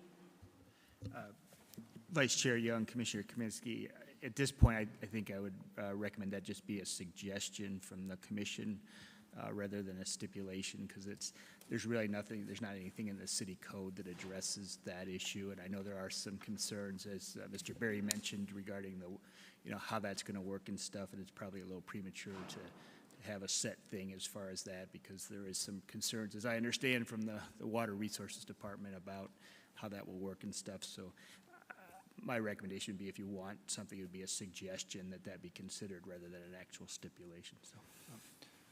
And do you have any recommendations for how we can address the SUSD contract in terms of a timing that we could have a copy of that provided for public record by the time they pull building permits? Or Again, that's a contract that, as far as my knowledge, the city won't be a party to. I'm not aware that the city would be a party to that, unless I'm unaware. not a party to, but to have it on record that it was. We could certainly suggest that be, but again, that's not really part of the zoning process, this commission, so I would make it a suggestion rather than a. All right, thank you. I'm sure, I will say that I'm sure the city council will ask, ask the same questions when this case goes to the city council, and the developer can get that done, hopefully. Okay. Commissioner Scarborough. Thank you, Vice Chair Young. Mr. Berry, a couple of quick questions for you. In terms of the workforce housing, the 10% discount, what's the duration of that offering? I'm sorry. The duration, so how long is that workforce housing discount going to exist? 8 years. The one we pioneered with the Miller case was 5 years. So we are steadily increasing it as I begin to work with good community partners like High Street Residential, who are willing to go even further, both in the number and percentage and the length and duration of that. Okay. In terms of infrastructure for water or sewer, were there any upgrades or capacity challenges in this area that you had to work through? Chair, Vice Chair, Commissioner, the civil engineer is giving me the nod again. That hopefully is not nodding off based on my presentation, but he gave me the nod that there are no requirements for additional capacity or issues associated with infrastructure in the area. Perfect. I really appreciate the fact that you removed the 4th floor along Goldust. I think that was a real big move in my mind, and it makes me generally comfortable with this development as it stands. Commissioner Kaminsky, I appreciate you outlining all of those other items that aren't within our purview to make sure those get addressed as well. I think the water conservation's a big deal, and I appreciate this project being proactive in looking at that, as well as the green code. In terms of slightly outside of my purview, I appreciate the 142 new trees, and I think it's 54 40-inch box trees that are being proposed. I would suggest that as you get back around to DR, I'd like to see that number of mature trees grow in that number. I'll let you decide on that, but I would like to see that more mature trees, 48-inch box, be larger by the time it gets back around to DR, should you get there. With that, again, I'm comfortable with the step back, the setbacks, and even the patio step backs due to the fact that I believe that you are providing common good for the community. So I am comfortable with this project as it sits. Thank you. Commissioner Serena? Yeah, I'm still hung up on, and I appreciate the comments that you removed the 4th floor. you mentioned a lot of the first, and I've been here to see a lot of those. I think you're not the first, you're the second here on the fourth floor in Shea, and that is, bothersome for me. I think based on a lot of the feedback and what I've seen, I was very adamant at the previous case with the 4-story on Shea with the retirement home that not happen, because I didn't believe that it there wasn't long-term thought put into what that could do along the Shea corridor, and we're less than 2 years, and now 2 other cases are at 4 floors along Shea, and I consider this along Shea. So I think it's impressive of what you've been able to offer the community on this lot, and what you've been able to with the underground parking and some of the benefits. We're told often that they can't do that on a property this size, and that a lot of those benefits you're offering just aren't inside of the financials. So I think it's great that you've done that, but I just will not be in a position to support a 4-story building along Shea for the same reasons I've stated, and the same reasons I stated 2 years ago when it was the retirement home on Gold Dust and Shea Boulevard. So that's my position. Nothing against the architecture, nothing against what your project's been willing to give back to the community. I think is admirable. But I think that if we think about this over the next 5 years, the horses are really out of the barn on this type of height along the Shea corridor. Chair, Vice Chair, if I might, Commissioner, you are not the first person in the community, and you were very explicit at DRB. You voted for this case, and you were very explicit in your caveat that you were going to raise the height issue at Planning Commission this evening. You didn't articulate it. You just said you had concerns, and you've been much more articulate about it this evening. I will tell you that even before DRB, that there was community input, even going back to the night of our original open house, where some folks said, we could, and I'm paraphrasing, it has a lot to offer, but they identify the same issue you've identified, which is it seems like that 4-story is out of context. Our effort to address that was, as you saw, to reduce the amount of it, to take it off of Gold Dust and aggregate it at the center of the project.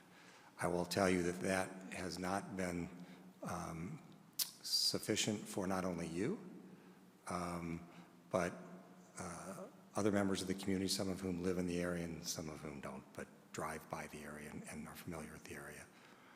I'll tell you what was interesting is a day or two ago, we got an email, and I know we had a couple of speakers in support from the Verona condominiums, which are immediately to the south of us.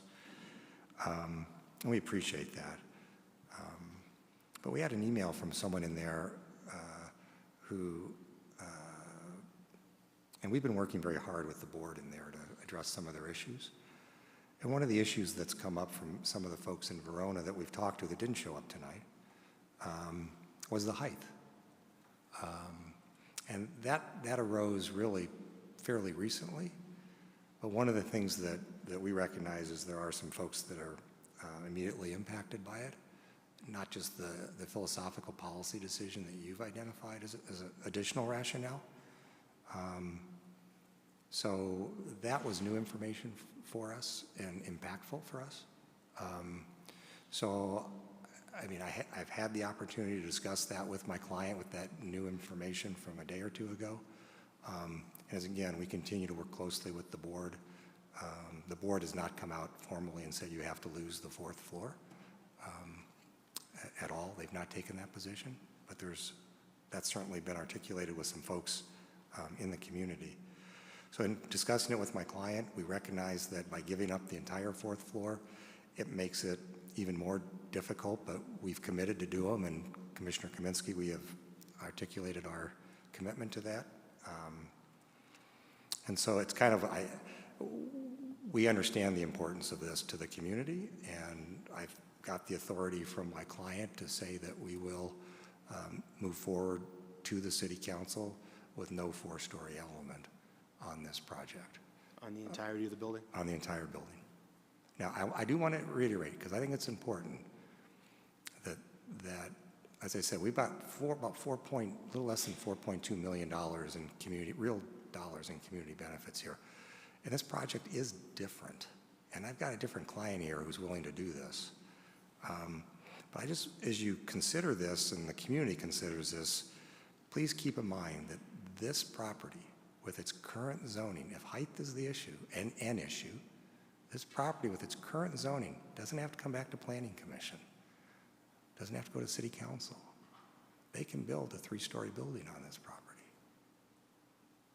So we think that that hopefully addresses an issue that some folks have in this area, and we hope it addresses your issue, Commissioner Serena. And that, so for the record, we will move forward to City Council with no 4-story element associated with this property. Well, lopping off a floor would be another first. So I've not seen that. Thank you. Commissioner Kaminsky, you have a follow-up? I just wanted to ask, can you give us an idea of how many units are lost with that? Chair, Vice Chair, Commissioner, I will answer for my client. Too many. We haven't gone that far to look at it. We didn't know where we were going to be tonight, or we hadn't really analyzed it. So I don't know where it will be, but it hurts, and it's not. We're not going to let it hurt Chaparral. We're not going to let it hurt Jen McCall or her students. We're not going to let it hurt all the other things we've committed to do. But it hurts. But we're committed to continue to try and do the right thing.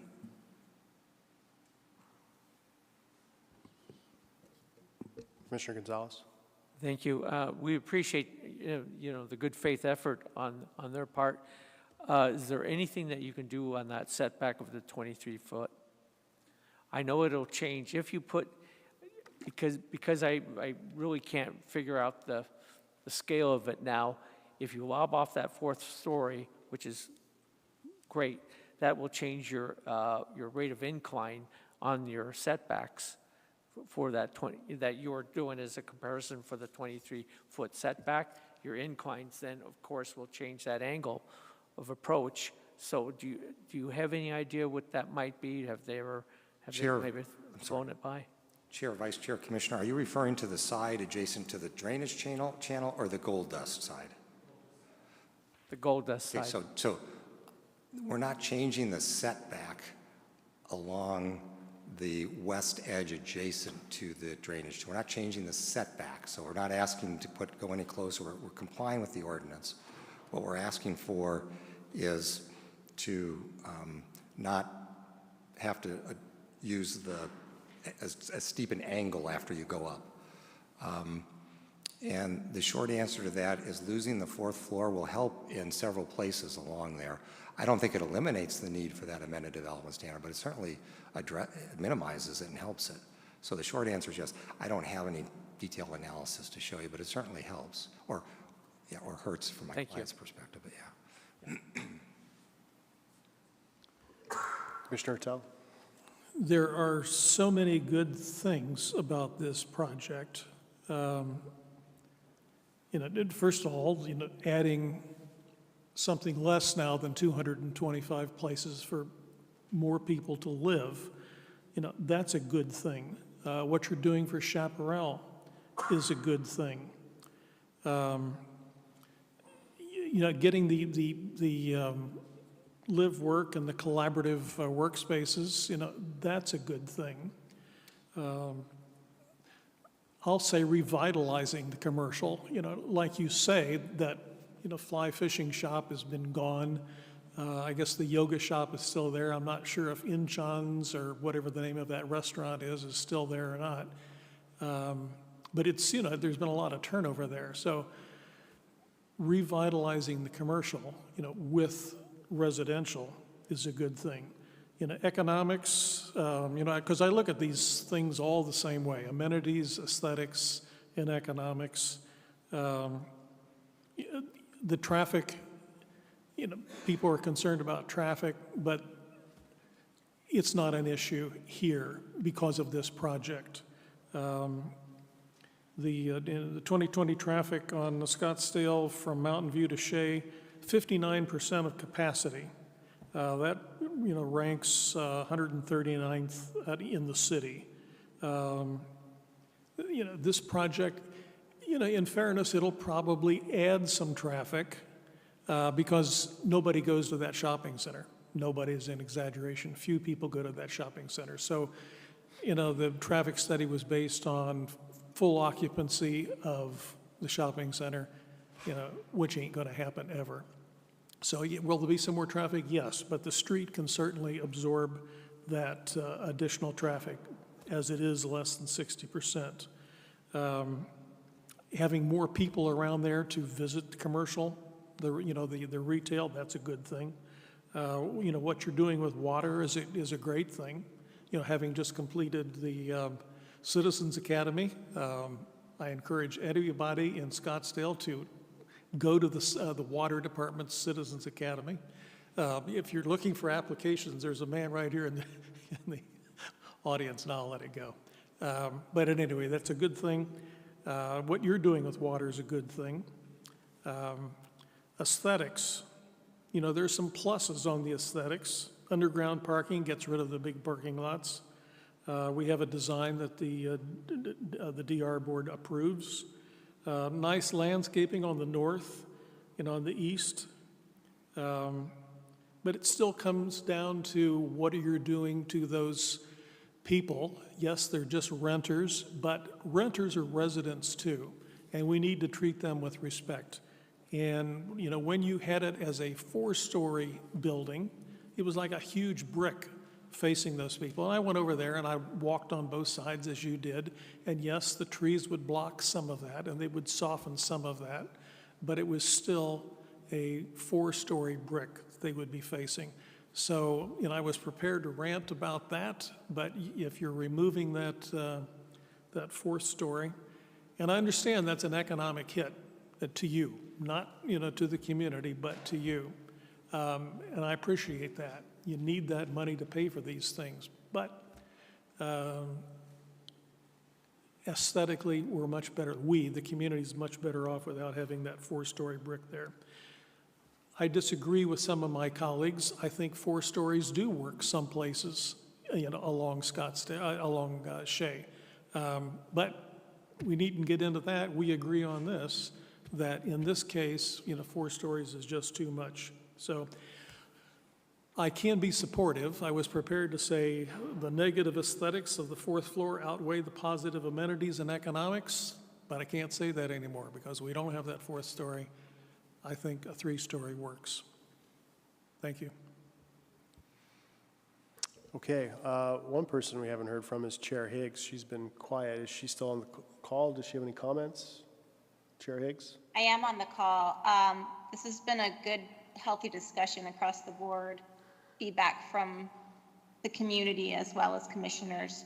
I don't think I have any questions left to ask. I think the 4th story conversation seems to be the biggest one, so I'm glad we got to a comfortable point there. So I don't have anything else. Thank you for asking. Okay. You know, I know it sounds like you've agreed to take that 4th floor off, and we so much see these wonderful bird's eye perspectives of these projects. And I think the notion of a 4th floor, the principle of a 4th floor sounds scary. And this is not how this project will be experienced. It's going to be experienced at the ground level.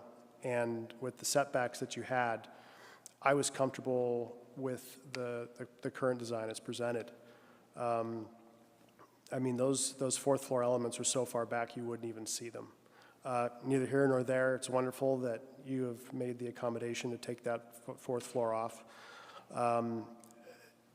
One of the questions that came up, and we got a number of public comments on this that were emailed to us separate from this meeting from some members of the public, was traffic.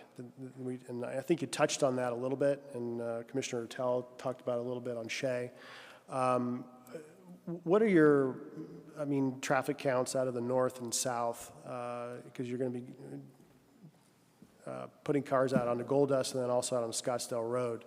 What's your anticipation of your trips per day on both of those driveways? And then do you also have full access at both of those driveways? Chair, Vice Chair, I don't have the numbers in front of me. What I can tell you is that the TEMA that is in your, the TEMA summary, which is in your report, does have those numbers.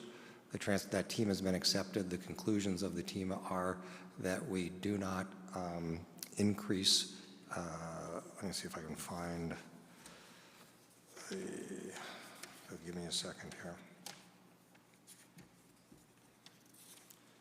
Yeah, so this is out of the traffic, the TEMA, the transportation impact analysis. If we go to the Elmo, please, thank you. So I know this is kind of traffic engineer speak, but we really focus on the rush hour in the morning and the rush hour in the evening. And staff requires all applicants on projects to look at what happens to the level of service at certain intersections without a project in the future. So 2025, if we didn't build this, right? And then they ask you to look at what happens if you build it, what happens? Now it shows the level of service in the morning rush hour as a D as in David. Now, in school, that would have been a problem. In traffic engineer speak, the standard in Scottsdale is level of service D as in David is the goal. That's the standard, is level of service D. There are E's and there are F's. I wouldn't have been happy with an E or an F either, but a D actually is good in in the traffic engineering world. And I know many of you are familiar with the technology or the data behind this.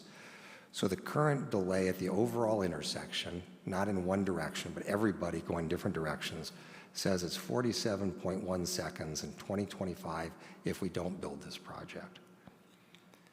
The level of service stays the same. It doesn't change with our project. The delay actually goes down by 0.4 of a second. Goes down. Why is that?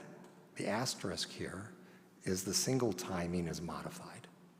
So it allows you to handle the capacity or new traffic generated off of this site by changing the signal timing. And the result is the overall delays, whether you're on Scottsdale Road or Gold Dust, aren't impacted. Now in the evening rush hour, same thing, overall intersection, if this project was denied, the level of service is D, and the delay at the whole intersection, not in one direction, but all four directions, total 45.7 seconds. If we build this, it's 45.4 seconds. It goes down 0.3 seconds, less than a second, but it goes down, and that's due to signal timing. A couple of other interesting facts that are in the staff analysis that's part of the public report or your staff report. This is the Scottsdale Road and Mountain View intersection, which you know is a signal immediately south of us. Between 2018 and 2020, pre-pandemic and post-pandemic, the traffic volumes at that intersection have gone down 15%. Now, this one, the intersection of Scottsdale Road and Shea, and this is unlike Scottsdale Road or Shea in the 101 or Shea in some other intersections in that part of Shea Boulevard. At Scottsdale Road and Shea, in that same time frame, traffic volumes have gone down 45%. Now, is that hybrid workforce? It could be lots of things. But I didn't cook these books. Our traffic engineer didn't do these. No allegation that you can say, well, these are numbers that were cut out of whole air in order to, look good. They lose their license if they do that. These are the city's counts that they supervise. They put out the things and they do all the counts. And these are their numbers, not ours. So you asked the question about traffic. And the traffic reality is it does not have a negative impact. Water we've addressed, and traffic we've addressed, and height we've addressed. Thank you. Thank you, Mr. Berry. Well, I think we've had a good conversation here. I'm really impressed with all the things that you're doing with the school. I'm impressed with the improvements you're doing along Gold Dust. I think it's admirable that you're willing to lop off a whole fourth floor to accommodate too. So if there's no further comment or questions, I'll entertain a motion. You want me to try to read it again, huh? I did so well the first time. You can do a good job. Yeah. Move to make a recommendation to City Council for approval of cases 2, GP 2022, and 4, ZN 2022, per the staff recommended stipulations, and after determining that the proposed zoning district map amendment is consistent and conforms with the adopted general plan. Thank you. We have a first, we have a second. Just a quick point of clarification. To the city attorney, do we need to include that language, or, I don't know, it's obviously on the record, but should we include the language to make the project 3 floors? Vice Chair Young and Commissioner Suna, yes, I recommend that, based on discussion, I think I heard there was an agreement that it would be limited to 3 floors, and that should be added as an additional stipulation in addition to the staff-approved stipulation. Once again, this is why I should not be reading these motions. With the, however you said it, with the further stipulation that the heights be limited to 3 stories, 36 plus 10, is that what we would say? Or do we, you tell me, Eric. I think it's 36 plus mechanical. Plus mechanical. All right, we have a motion. Do we have a second?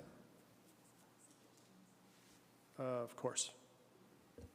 And that the minutes reflect the suggestions through the discussion since they are not stipulated?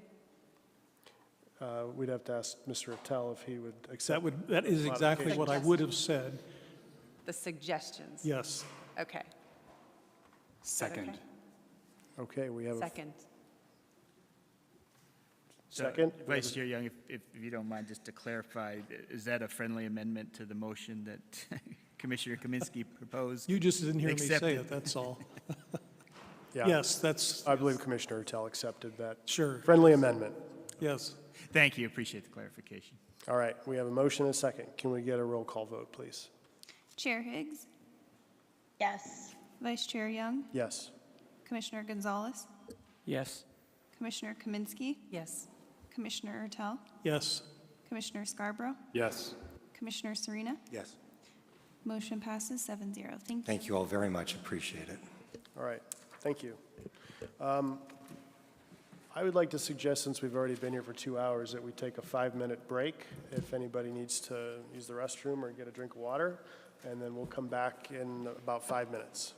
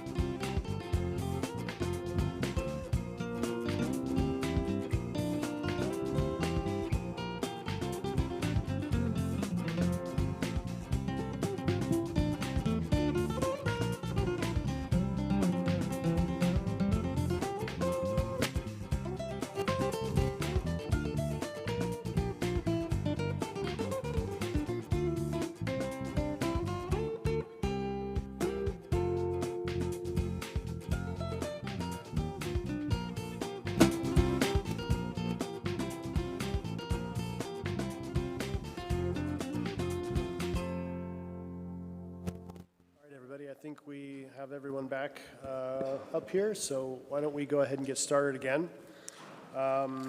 Next case, regular agenda number 5, 20ZN 2022, number 4.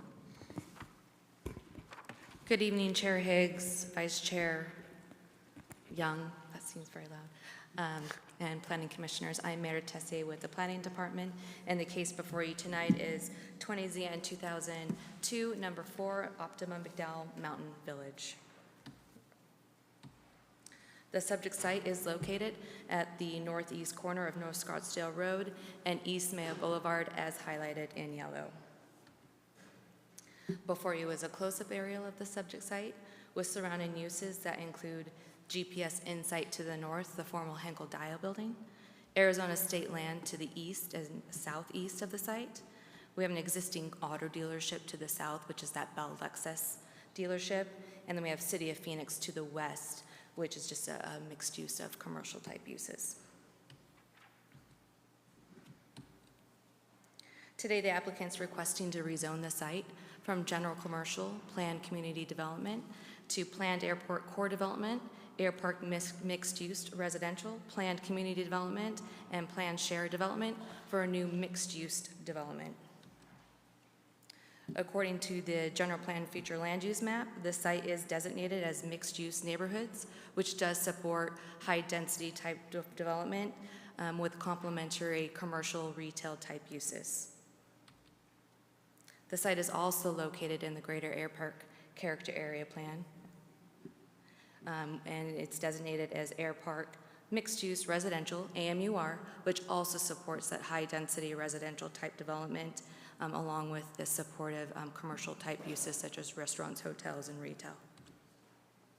So today the applicant's requesting to amend the existing 1 Scottsdale development plan and associated land use budget, as well as a zoning district map amendment, including a development plan with amended development standards for a new mixed use development comprised of 6 new buildings that vary in building height from 123 feet to 133 feet, and it's going to be comprised of 1,390 dwelling units and 36,000 square feet of commercial area. Access to the site is provided along both street frontages, both along North Scottsdale Road and Mayo Boulevard with a new, roundabout. Pedestrian circulation will be enhanced along both street frontages with pathways and sidewalks. In addition, they are providing an internal pathway system and future connections to the eastern development. So the applicant will be utilizing the PCP bonus provisions as well as the PCD amended development standards provisions, which will allow the development to increase their floor area ratio, their building height, as well as their step backs. In exchange for those bonus provisions, the developer will be contributing, $21 million, approximately $21 million, to the Greater Airpark Improvement Trust Fund. Before you are a few building step backs. Please keep in mind this only pertains to 3 buildings, 2 located at the northwest corner of the site along Loop 101 and along the southwest corner of the site along Mayo Boulevard. Here we just have some building elevations, including the west elevation and the south elevations. Please keep in mind that these will be moving forward to the Development Review Board for separate review and approval. Next are a series of renderings. Here is perspective at a bird's eye view, some street views, and then some key items of consideration. So the development will conform with both the Scottsdale General Plan as well as the Greater Airpark Character Area Plan. They are obtaining bonus development standards and amended standards, both FAR and building height. Again, those contributions will be going to the Greater Park Character Area. There will be an increase in residential density within the 1 Scottsdale Planning Unit 1 from 0 to 1390 dwelling units. The applicant has demonstrated conformance with the PCD findings as outlined in your Planning Commission report tonight. Again, they are emphasizing or going to be providing pedestrian circulation along both street frontages and then again future connections to the future development to the east. This project has been forwarded to the Airport Advisory Commission. They did vote 7-0 with conditions that they do lower the building heights. As such, the developer did lower the building heights, obtained FAA approval, and received a determination of no hazard from the lowering of the building heights. And in conclusion, we have received public comments both in opposition and support.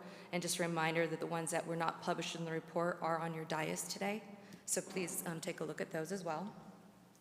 And then I'll conclude my presentation with the action request.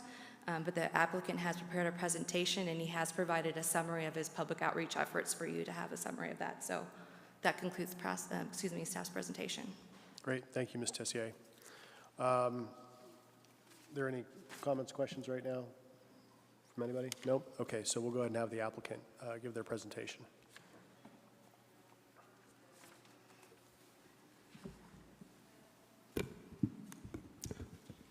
Good evening, Chair Higgs, Vice Chair Young, and members of the Planning Commission.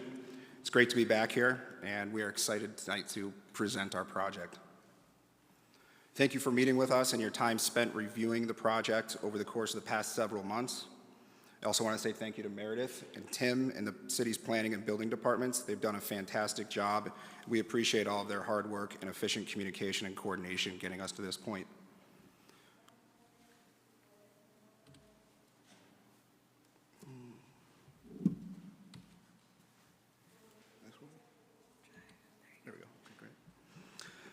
As you know, we've started working on this project last November and with the mayor and city council and city's planning and building department in February. Since then, we've been through 7 significant design iterations. Tonight, I will briefly discuss the key zoning elements that have become the most important to the Planning Commission, the city's planning and building departments, and the mayor and city council, and then I'm happy to answer any questions that you may have. Just a little bit about Optima. We were founded in 1978. We're vertically integrated, meaning that we are the developer, the architect, we are our own general contractor, we do all our sales, leasing, marketing ourselves, as well as asset and property management. We have offices in Chicago and here in Old Town, and we started developing here in Arizona in 2003. We actually had presence here. My grandfather actually bought a condominium at the McCormick Ranch right on the Pine Golf Course in the early 80s, so we had been coming out here as a kid visiting my grandfather. We have 4 projects, multifamily condos and apartment buildings in Arizona.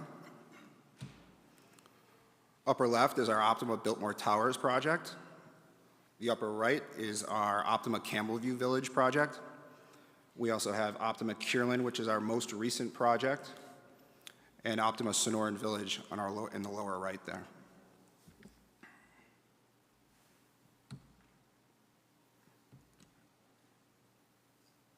Some recent architecture awards we're very proud of. In 2021 and 2022, one most recent one, the Architecture Master Prize, that was announced just last week. Their awards gala is actually tomorrow night in Bilbao, Spain at Frank Gehry's Guggenheim Museum. And yes, my wife was just slightly disappointed about the conflict tonight.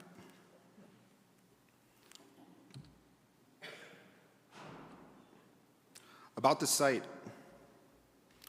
So we specifically chose this site because of its alignment with the Greater Airport Character Area Plan, as it is specifically identified as regional core greatest intensity use. Also, its alignment with the general plan, as it is specifically identified as a growth area. Also, because of its proximity to the 101 and minimal traffic impact. And also, there's no existing neighborhoods or single-family houses in the area. If you look a little bit down here at our demographics, I think one thing that sets us apart from standard apartment developers and condominium developers here is especially with our apartment demographics. If you look at the age breakdown here, 37% of we believe that our Kierland demographics is going to be most similar to this project. And if you look at the age breakdown here, 37% of our apartment residents are over the age of 60. When you look at that in comparison to our condo, that's actually more than our condominium. In our condominium, we only have 32% that are actually over the age of 60. So I think it's typically a different market that we are attracting than typical apartment buildings.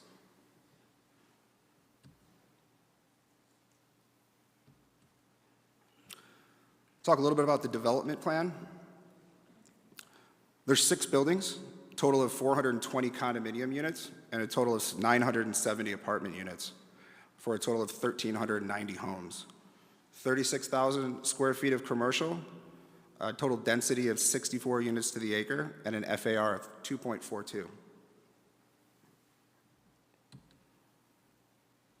Just a little bit about the architecture and the design of the project.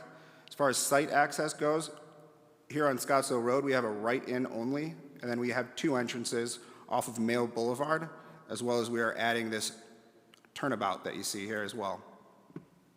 100% of the parking is underground. That's parking, loading, trash, and recycling, all 100% underground. You can also see this bicycle path that we've added here. This is a 14-foot wide bicycle path that surrounds the entire property and connects to the fantastic Scottsdale bicycle plan that we're very excited about. We are also extending bus route 72, which is the most used bus route in Scottsdale, up to this project, and we're including a bus stop. Here's a rendering of the Scottsdale roadside. You can see how the bike path is accessible to all of the existing commercial. You can also see some of the stepping of the building. And you can see the undulating facade that you see here. Also, we have a high-performance glazing system, and we're using a post-tension concrete structure. This is what I'm personally most excited about. In some of our previous developments, we've had a significant amount of open space. For instance, our Optima Kierland project, we have 70% open space at grade level. This is quite different because we have over 75% open space at grade level, and 55% of that is fully accessible to the public. We've also added, per some comments from planning commissioners, some more shade trees here at grade level. And what you see here is a mixture of drip irrigation, xeriscape, as well as artificial turf. The artificial turf, I think, makes this project very unique because it makes all this area totally usable. The buildings are also situated around the perimeter. That also allows for shading of the interior courtyard. As the sun is on the south side, as it sets to the west, most of this will be shaded and very, very usable to the public. A little bit about building heights, and I think I skipped over this slide here, but basically we'll talk about the development plan, about the architecture, get into some building heights, water and sustainability, which has become a big topic here, economic impact, and then a summary of our neighborhood outreach. The unique thing, as we saw on the rendering of the roofs, is that all of our roofs are usable, private open space to the residents. And so what you see here is that even though the city of Scottsdale determines building height to the top of the mechanical units that are right here, only less than 9% is actually above, is at this level. Then we step down to a trellis, which is less than 6%, and then we go down to about 50% of our roofs is at an elevation a few feet above the slab of the roof. And then we have a 35% that consists of this running track. What's unique about this roof system is it actually allows about 45 more degrees of viewscape. So when you're sitting on the when you're sitting on the roof or standing on the roof, it allows views also down, which has been very popular with our residents. We did this at our Kierland project. Another thing that's very unique about this site is how the existing topography goes up in elevation very, very quickly. We are approximately 29 feet at grade level of the northwest corner of the site below the highway. And for instance, the Greyhawk Clubhouse is 189 feet above in elevation from our site here.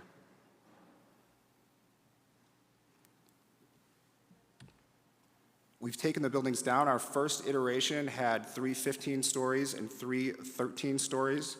We then went down to 13 stories. We then went down to all 11 stories, and when we were at the Airport Commission, we were stipulated to be below the conical surface, which is a screening tool that the airport uses, and we took it down to 11, 10, and 9 stories after that, and then we've since reduced that to 3 10-story buildings and 3 9-story buildings.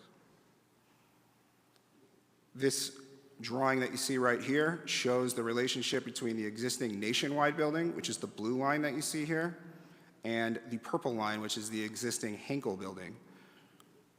This is the 10-story building. Our top of mechanical is at 133 feet, which is less than about 6% of the overall roof. Our trellis is at 126 feet, which is less than 6% of the overall roof. And our roof terrace is at 114 feet, with our structural slab and the running track at 109 feet. This is a section showing the relationship between the Nationwide and the Henkel building to our 9-story buildings.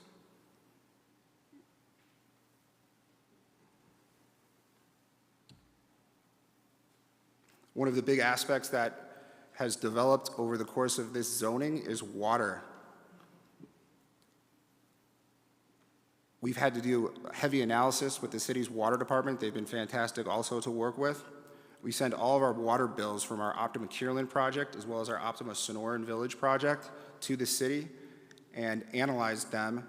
And our condominiums and apartments use 1/2 of what the typical multifamily unit in Scottsdale uses, and it uses approximately 1/4 of the average single-family house.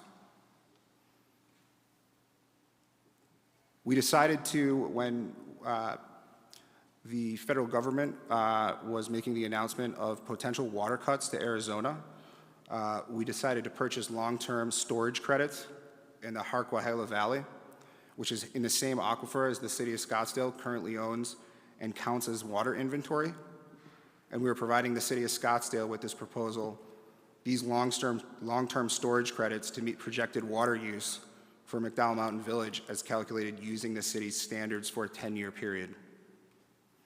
Because the water will be provided up front before the construction of the first phase and using the city's design standards, which are more than our actual use of 1/2 of an average multifamily unit and 1/4 of a single-family unit, this means the city will essentially be in a water surplus position over the course of the next 10 years. We also are providing the largest rainwater harvesting system in the United States. This will include a 210,000-gallon tank where all rainwater for the project will be stored in this tank and used for irrigation. Low-flow plumbing fixtures and solar power water savings, as well as the project irrigation of artificial turf, drip irrigation, and xeriscape landscaping are all part of our water plan. Here's a diagram on rainwater harvesting. You can see on the southeast side of the site in our underground garage, this will be our 210,000-gallon rainwater harvesting tank.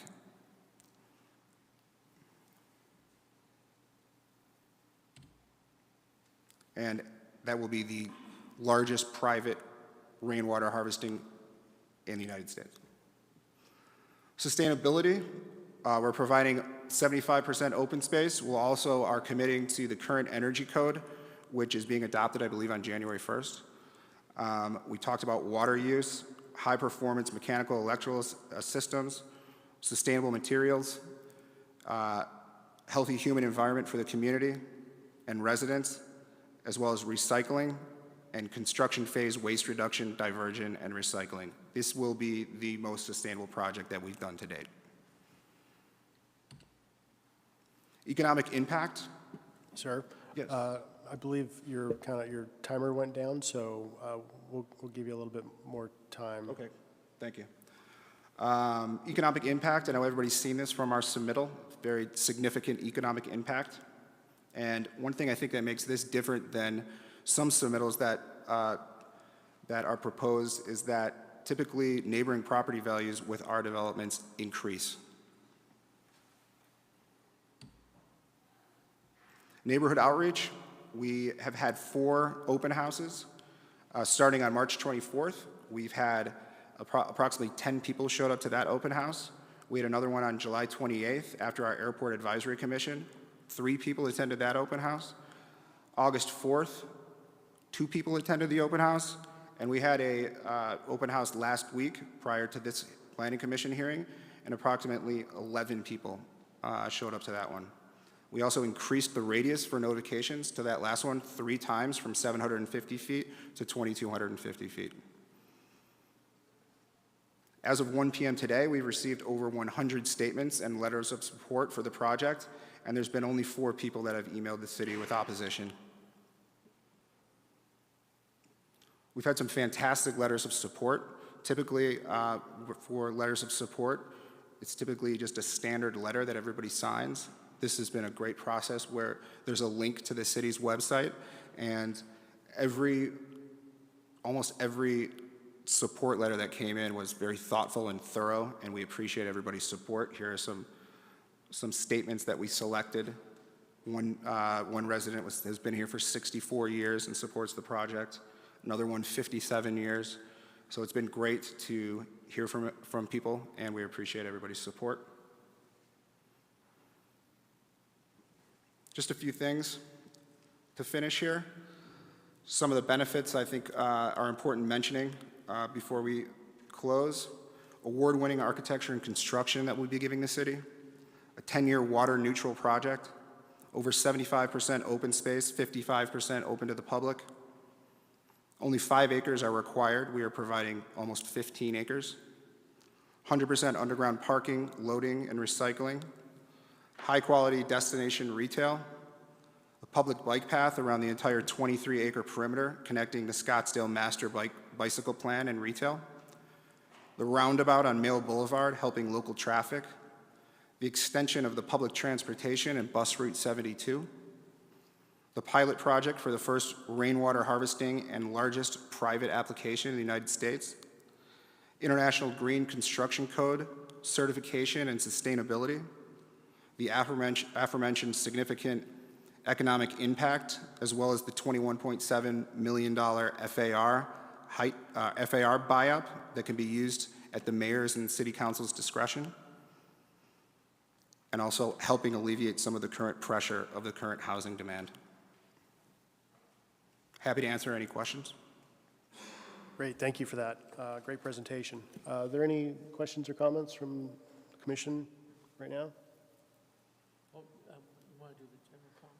Yeah, we've got one comment, so maybe we just wait until after the comment, the speaker comes forward. So we'll let the public go ahead and make their comments, and then you can come back up and answer any questions. Thank you. Thank you. As I said, we only got one speaker, Mr. Nick Eggert. You can come forward, you got 3 minutes.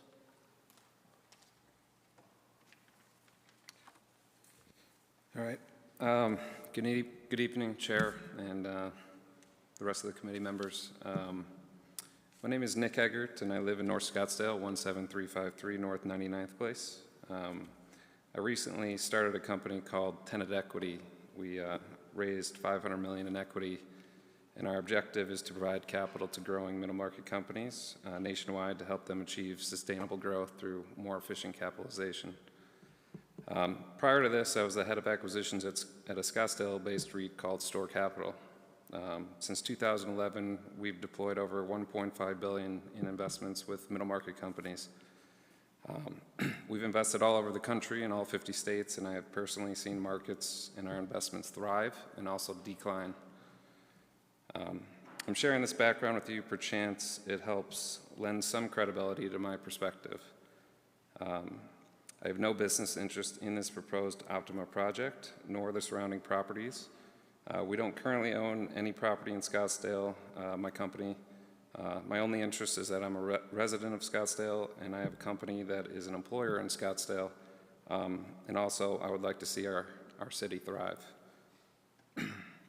My day job gives me direct view into the capital markets on a daily basis and financial statements of middle market companies throughout the U.S. I think we all know that inflation is continuing to run, interest rates are going up, as well as equity markets are deflating. What we may not all have privy to is that the credit markets are tightening, business margins are thinning, and personal savings are also dwindling. We are undoubtedly in a recession heading into much slower times, and it's only just beginning. Over the next 18 months, unless you have an extremely strong track record, it will be very difficult for entrepreneurial companies to raise new capital. As a result, new opportunities in the construction industry will become very limited, which will make it difficult on contractors who are a big portion of our economy. As we head into these slower times, I'm here to express my strong support for this project, the proposed Optima McDowell Mountain project, and I believe it is in Scottsdale's best interest to approve this. So why is that? This is a proposed $1 billion project that will gain national attention. It will help other Scottsdale entrepreneurs continue to attract investments from other outside capital sources as other markets lose momentum, thus further stimulating and stabilizing our economy over the next 18 months. Optima's success is our success, and we should support them. Why should we support them and feel comfortable with embarking on a project this large? Optima is obviously known for their high-quality architecture and construction. They already have a proven track record developing award-winning buildings here in Scottsdale and Chicago. They are vertically integrated and have the ability to shift with changing dynamics and successfully execute over time. They have weathered the storms before and have proven this on past projects such as Biltmore, Campbellview Village, Sonoran Village, and Kierland. This history of success is what allows them to attract both equity and debt capital today. As a capital provider myself, we would be looking for all of this to get through our committees to lend and provide people money to support their projects. There is currently a lack of Class A supply, and as a result, the Class B and C legacy assets in this community, constructed over 20 plus years ago, are commanding rents that I believe are way too high for what that product is. The rents on these properties need to deflate, and so the way you do that is by building more Class A property. The properties that need to deflate, or those properties need to deflate because so that there's more affordable options to our young professionals, teachers, retirees who are critical to our economic ecosystem. Lastly, Scottsdale is obviously an amazing place, and we need more developers like Optima who construct with the utmost highest integrity, quality, and design. They consistently deliver award-winning buildings that are nothing short of spectacular. It is in Scottsdale's best interest to approve their newest proposed project. I truly believe that Optima sets the gold standard for residential communities, and they make other surrounding developers better. The positive impact that their projects will have on our community is immeasurable and is very important over the next 18 months. So I am highly supportive of this, and I want to thank you. Thank you, Mr. Eggert. Okay, are there any questions that any of the commissioners would like to ask the applicant or staff?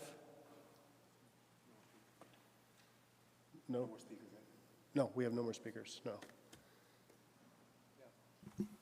All right, for the applicant or? It might make its way there, some for staff. Okay. At the beginning, yeah. Go ahead.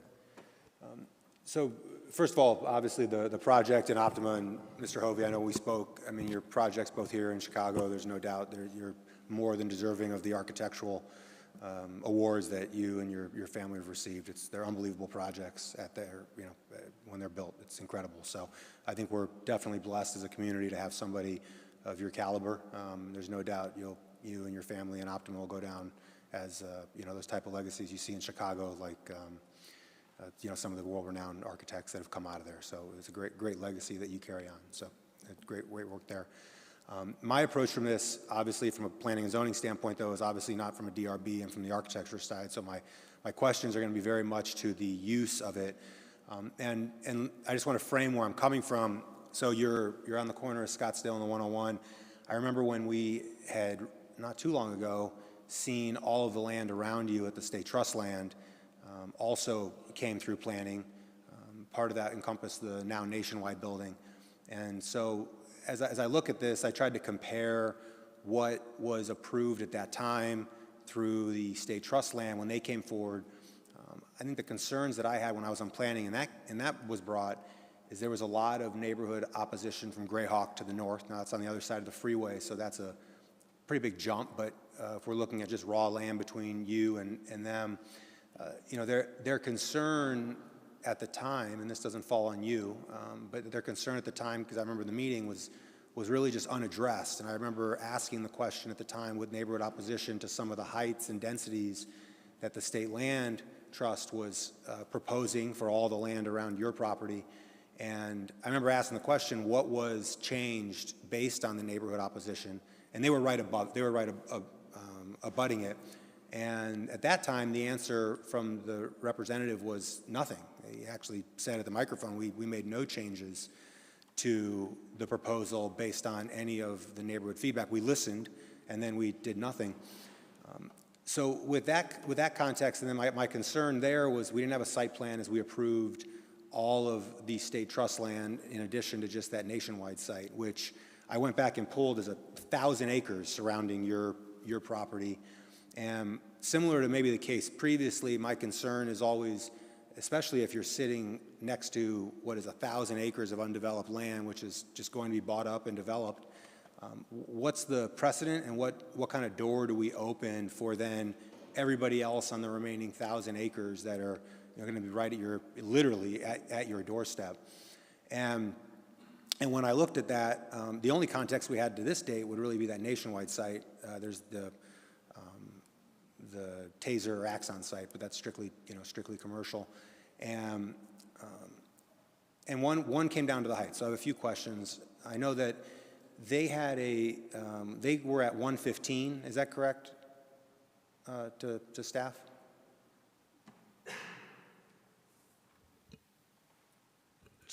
Chair Higgs and Commissioner Serena, are you referring to Axon? I'm sorry, I'm referring to the Nationwide property. The Nationwide property, you want to know the building height? Correct. I think Mr. Hovey said it was at 115. I think that's what I had seen when I looked it up. Is that? I have a series of, the Cavazon Hilton Hotel is at 80. Yeah. I think right on the freeway it's at 115 though, correct? Because you can get the highest, the idea was the highest elevations would be on the freeway. And I know that you're proposing a addition to that, to the 134, which you pick up a lot of open space, so I can appreciate that. But then there's, in addition to the, forgive me here, in addition to your PCP, it's the PCD. Am I reversing those? Someone from staff? Is it PCP and the PCD, correct? That's correct. Yeah. And with that, so it's not just the height. With the PCD, we're able to go increase the floor area ratio. Is that correct? With the PCP, correct. Yeah. Using the bonus provisions. Okay. So, and I'm just, the only relative thing I have to this, similar to maybe like the project before, is really what's around there contextually. So the Nationwide site, when I went back and looked, because they didn't use the PCP, is at a floor area ratio of 0.8, correct? Because they didn't take the PCP? We'll have to look into that. I think we have staff over here trying to find that case for you to get those details. It's what, I pulled it. I mean, it's what, unless it changed post the council approval, that's what unless there are any changes, that's what it was. And I know that this case is at 2.4, correct?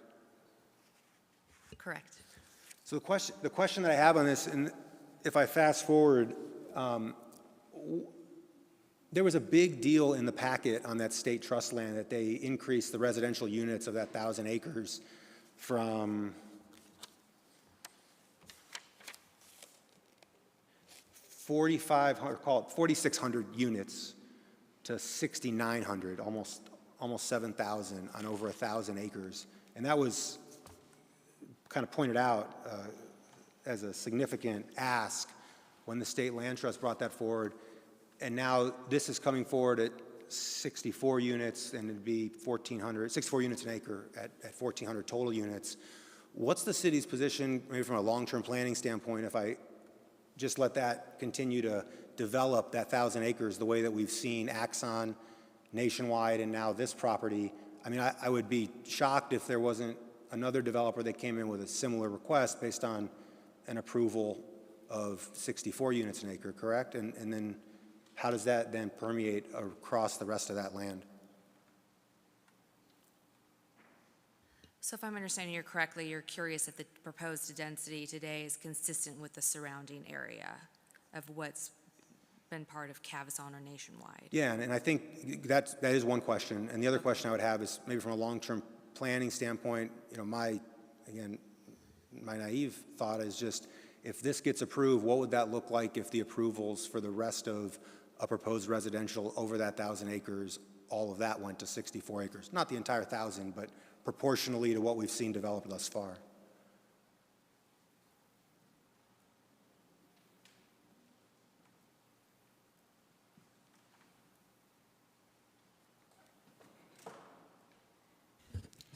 Excuse me, Chair Higgs, Commissioner Serena, by the 1,000 acres that you're speaking to, are you referencing the Crossroads East site? Correct, the Crossroads East site. So most of, the majority of that site has already been entitled, so I believe there's a land use table for those acreages as well, similar to one Scottsdale. So we would treat it the same. As those development sites come in, we would expect them to basically take from that land use budget for those entitlements that are in place today. Now, whether or not someone, a piece of that property would come in and ask for more residential uses, is, we don't know that today, but as of right now, there is a set amount of dwelling units, I should say, attributed to those acreages that could be pulled from. Right, and yeah, that's what I was referring to. It's like just under 7,000 units. I know this site is allocated 0 units currently, and we would then approve it to 1,400. So it's not beyond the realm of thought that someone could come in on any one of these, you know, land tables, like you said, and request a significant increase in those residential units over that, correct? That's correct, Commissioner Serena, and we've even seen that within one Scottsdale north of the 101. I believe it was originally approved for 1,100 units, and then they came back several years later and extended that by, I think, an additional 900 units. So right now, north of the 101, there's 2,000 units that could be developed total amongst planning units 2 and 3. Okay. And I mean, I just, again, kind of back of the envelope math, if you take a third of the, and it's not all 1,000 because there's some here that does abut neighborhoods. So I pulled up from they had the PCP map from the old case, and can we get this up there? I just want to make sure I'm understanding it correctly, because I'm trying to be thorough here and I don't want to misrepresent something. Maybe those two. Either one. Yeah, either one. Might flip back and forth.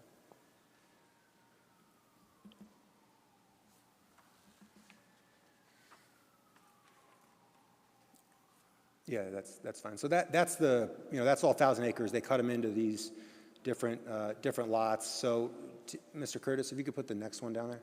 So this is the PCP over that proposed area. So the red is prohibited, right? So I would just look at the yellow. I just did back of the envelope math. It looked like it was about 540 acres, I think, can be proposed for PCP. Does that sound about right? I wouldn't know that for sure. I didn't survey it. This was off of, like, you know, just kind of looking at the previous map. If you say that's 1,000, I'm not as familiar with that case. I do generally have some background in it. If you're saying that is 1,000 acres, visually it looks like half of it or a little bit more. Yeah, that was at least 1,000 acres they proposed on their case that they said was 1,000. So that's, I'm assuming someone at the city said that was accurate. So if I take a third of that, and let's say a third of that gets built out residential at a similar acreage per acre, that gets us to, you know, north of 10,000 units over that lot, not including the 2,000 north of the 101 and not including the 1,400 that we're discussing tonight. I know when they talked about moving the unit count from 4,500 to 7,000, I mean, they went as far as to have to get approval from school districts to make sure there was enough, enough to support school and public safety and all the other things that go with that. I guess, am I out of bounds to think that this is kind of a precedent setter for this plot of land that would then spread throughout the remainder of that? Commissioner Serena, it's hard to pontificate on precedent setting or not, but as I stated, similar actions have occurred across either Crossroads East or 1 Scottsdale, where a subsequent case has come in and maybe either increased or decreased certain uses or set them into certain areas, as you see here. So whether or not that's going to happen is really up to the market, I would say. Sure. But as of today, we have had development proposals come in and just pull from those 7,000 units and actually use those on specific parcels within Crossroads East. So it's not out of the question that just the 7,000 would get developed over those lands. Okay. I do have a couple more questions, but I don't want to monopolize it, so I'll pass it off to some other people who have questions. I might come back. If I could kind of follow up on that.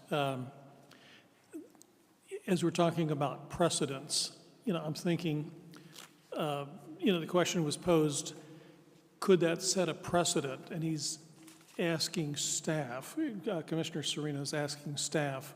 And so, yeah, I suppose that when staff gets something, they would look at it and say, well, first of all, does it fit the zoning or the prospective zoning?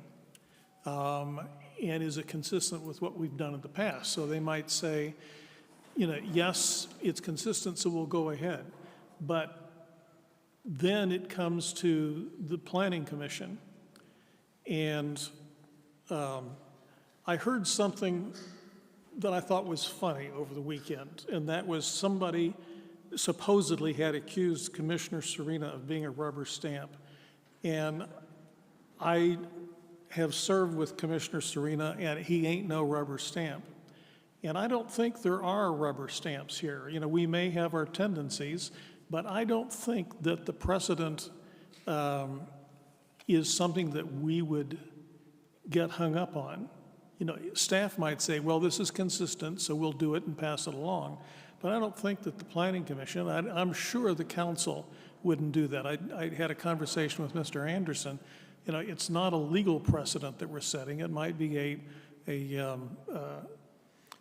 way to persuade, but I don't think that we're locked into anything because of what was something that was approved by the planning, or approved for recommendation by the Planning Commission before.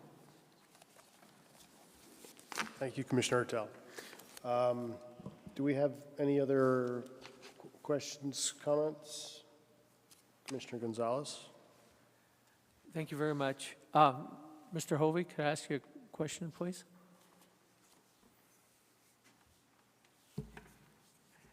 Yes, sir. And because this is 100% land use, through the general plan, can you elaborate on the commercial component of the project?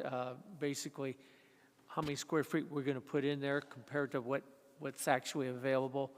If you know anything as far as percentage, ratios, anything of that nature, what you were planning on? Yeah, right now we have 36,000 square feet of commercial, and we have adjusted that commercial per the mayor and city council's comments about wanting that on Scottsdale Road. So right now everything is located on Scottsdale Road. There's a dedicated right-in only to dedicated parking directly under that commercial. We're expecting high-end retail, destination retail. Do you know what kind of numbers are you looking at right now as far as that area, as far as the square footage? 36,000 square feet. 36,000, okay, I'm sorry. And what type of businesses do you think will possibly be applied into there? We're looking for high-end restaurants. We have several that are interested right now. We think it's a great complement because the land directly east is zoned commercial and retail. So we feel like this is a great opportunity to provide high-end residential that would also allow that to become very successful.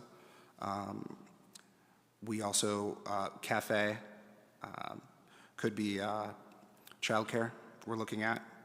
So there's definitely some different options that we're looking at right now, but mostly it would be destination retail.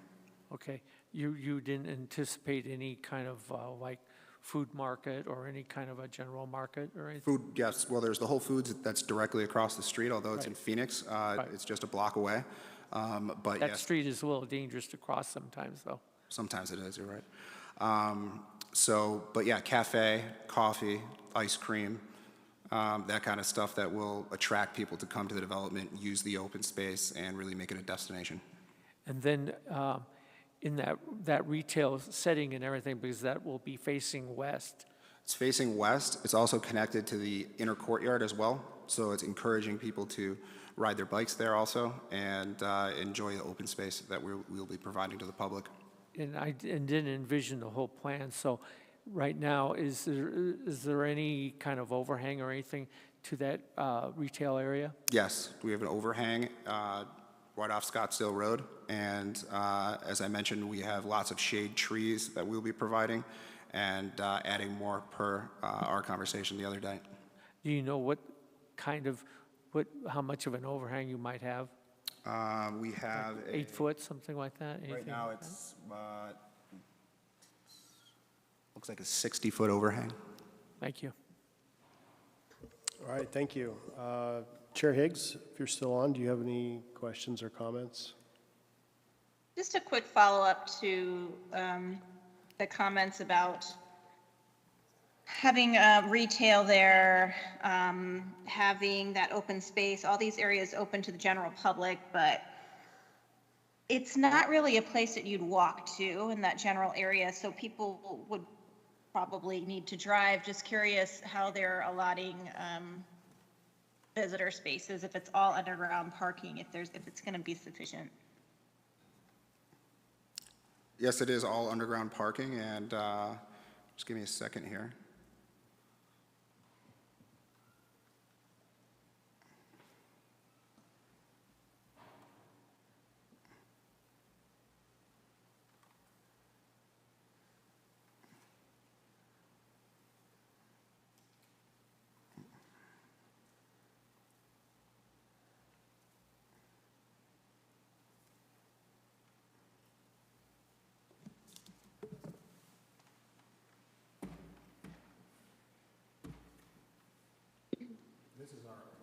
Lower level 1 underground parking garage.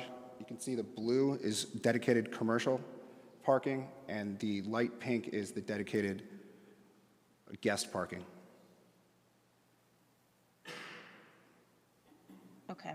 I mean, it's hard to tell how many spots there are. I just know that visiting friends at the Kierland location, it can be tough to find an open spot, and at least there's the luxury of parking around that area in Kierland. And I just, from what I recall from that corner there where there's just that Lexus, I don't know what else there's around for extra parking if needed. Just because I know you're promoting that, hey, there's a lot for the general public to take advantage of. I just want to make sure there's parking for the public to take advantage of. Yeah, so we've abided by the city's numbers as far as how many parking spaces we need. I will make one comment on the Kierland project. We still have one building under construction, so we will have approximately 50 more spaces that should be opening up that we are having tied up during construction. So that should be alleviated in about 6 months from now. Okay. So you're meeting the city's standard parking requirements for the commercial or retail that'll be there. Are you over parking or just meeting it? We're meeting it. Okay. Okay. Thank you. Thank you. All right, thank you, Chair Higgs. Any further questions or comments? I guess I'll just kind of, no, you're good. You know, I live and work in South Scottsdale. my office is down here in Old Town, and I drive by both your projects down here daily, and I have to say they're probably some of the most attractive projects in Old Town, and I'm really happy that they're there. I think they were probably a little scary when they first came through, not knowing what they really were about. But to see this kind of an investment to be made in Scottsdale, I think is commendable, and what it's going to do for the community, I think it's going to be great. Plus the location you're at, you're not impacting any, single-family residential, which I think is a bonus. So many times we see that issue come through here with multifamily projects, particularly with density and height.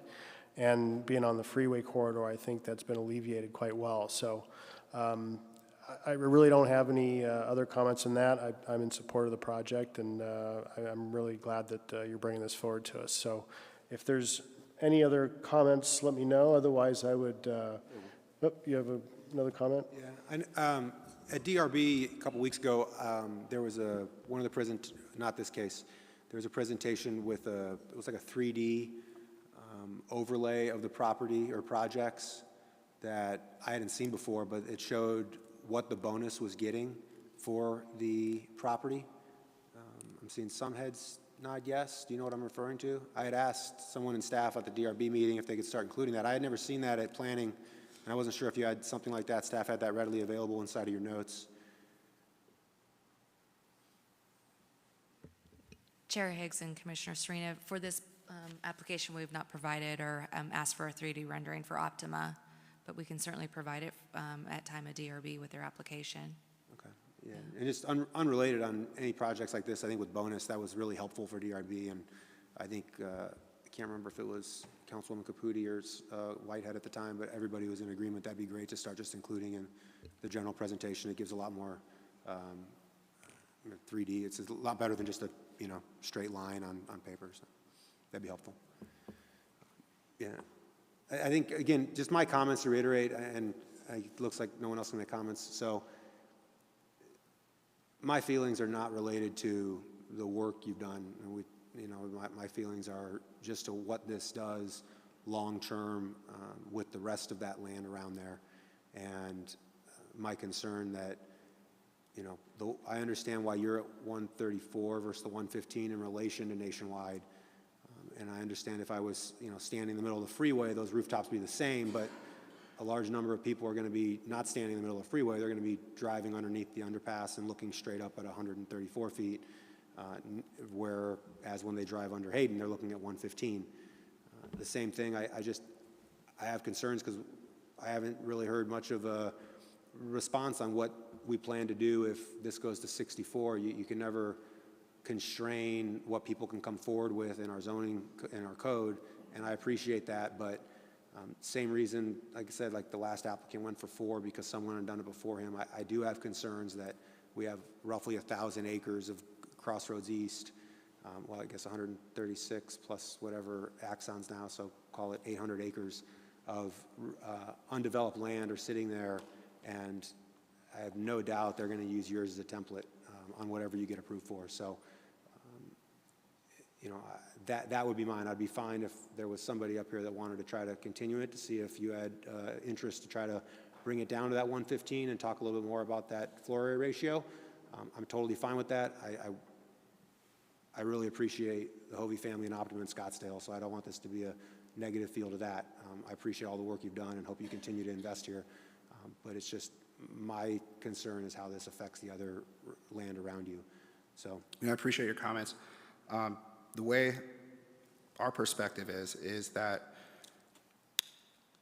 by providing 100% underground parking, 75% open space, 55% open to the public, by providing the water, by doing all the public benefits that we have, giving us just that little extra height, especially on that highway side, because it's important for us to get the rental rates that we have, as well as the sales price that we have in order to pay for this type of construction and architecture, especially on the highway there, to be able to get above the cars.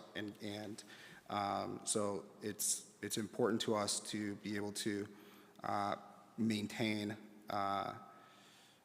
height if we can on that. So do understand and appreciate all of your comments. it's imperative to the financing of the project to be able to have this type of density. So thank you. Commissioner Ortel? I share Commissioner Serena's apprehension about 10 stories. I mean, I on one hand, I hear what you say, that it matches the Hinkle, it matches nationwide, and so that gives me some comfort. But now we're talking about 6 more buildings that are that tall. But I also hear what you're saying about the economics. One thing that I look at is, can the infrastructure handle it? And the first thing I always look at is traffic. And I want to commend Ms. Tessier on that write-up that went into a lot of detail on, I think it was yours, that on transportation and how, okay, on the surface streets, those surface streets are currently under capacity. So the 2% or whatever that you're going to add to the traffic isn't going to overwhelm. You're not going to get up to over 100% as it is farther north. But at the same time, she pointed out that it's going to degrade the on-ramps to the 101. And so that's going to, before Mr. Berry was talking about level of service D, E, and F, how D is, he said it's good, it's just good, but E and F are not so good. And the on-ramps would go to E and F, so that's not good. But that's life. The service streets can handle it. So what's left is water.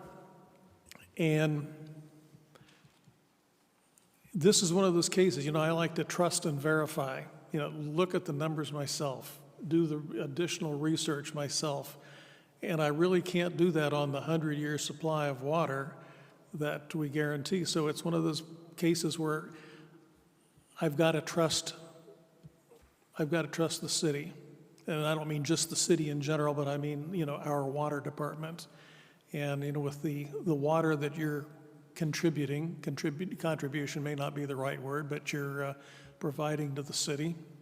And the city's representation that, yes, we can handle it for 100 years. Again, I can't verify, but I got to trust that. So it's still 10 stories, and that's troubling, but you make the economic case, and at least from the highway, it seems acceptable. So I would support this project. Thank you, Commissioner Ortel. Commissioner Gonzalez, did you have another final comment? Just real quickly, Mr. Biesmeyer, do you mind answering a couple of just real fast questions? Thank you, sir.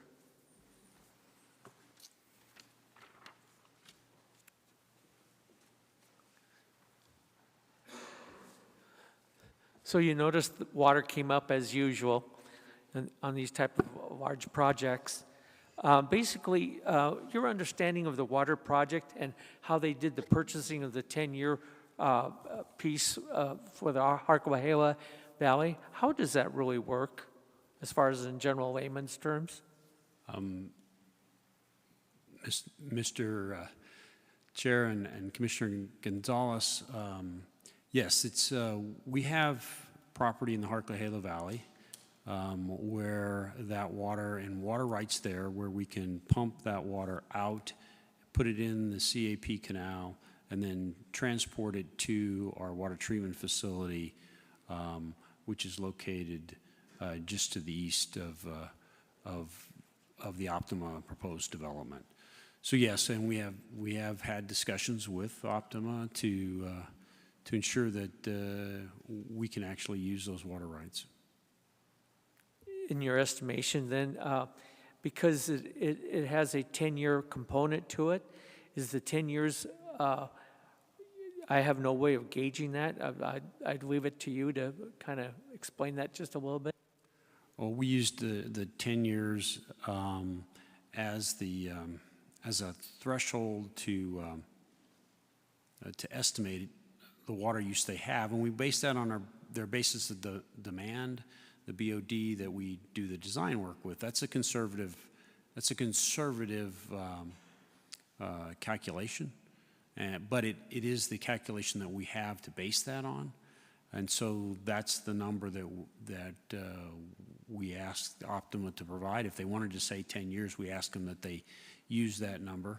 And so that's where we came with that calculation. Then you're actually, okay, so you reviewed it and you're okay with it, and you kind of signed off on it? Well, I signed off on it in that I agree that that's a good calculation for 10 years. Obviously, I'm not in your position to approve that, but from a water standpoint, there was no false advertising in what he was saying about that water supply. Thank you. That's really all I really wanted. I know it's hard to predict the future. We don't even know what's going to happen next year, let alone 10 years from now. So I appreciate your frankness on it, and thank you. All right. Let me just one more comment. Commissioner Serena, there's also, I think it's important to note, is this conical surface from the Airport Commission. That conical surface is the perimeter of the airport. So as you go further towards the runway, the heights actually come down. So there is some inherent, planning with the conical surface as well. All right, very good. It doesn't look like we have any more comments, so I think we're at a point now where I'd entertain a motion. Yes. Vice Chair Young, if I could make a motion, move to make a recommendation to City Council for the approval of case 20 ZN 2002 number 4 per the staff recommended stipulations, and after determining that the proposed zoning district map amendment is consistent and conforms with the adopted general plan. All right, very good. Second. We've got, first and a second by Mr. Ertel. All right, can we please have a roll call vote? Chair Higgs, Yes. Vice Chair Young, Yes. Commissioner Gonzalez, Yes. Commissioner Kaminsky, Yes. Commissioner Ertel, Yes. Commissioner Scarborough, Yes. Commissioner Serena. No. Motion carries 6-1. Thank you. Okay, thank you. So that's our last case for tonight. Just entertain a motion for adjournment. We have a first. Second. Second. All in favor, say aye. Aye. Aye. All right, we are adjourned. Thank you, everybody.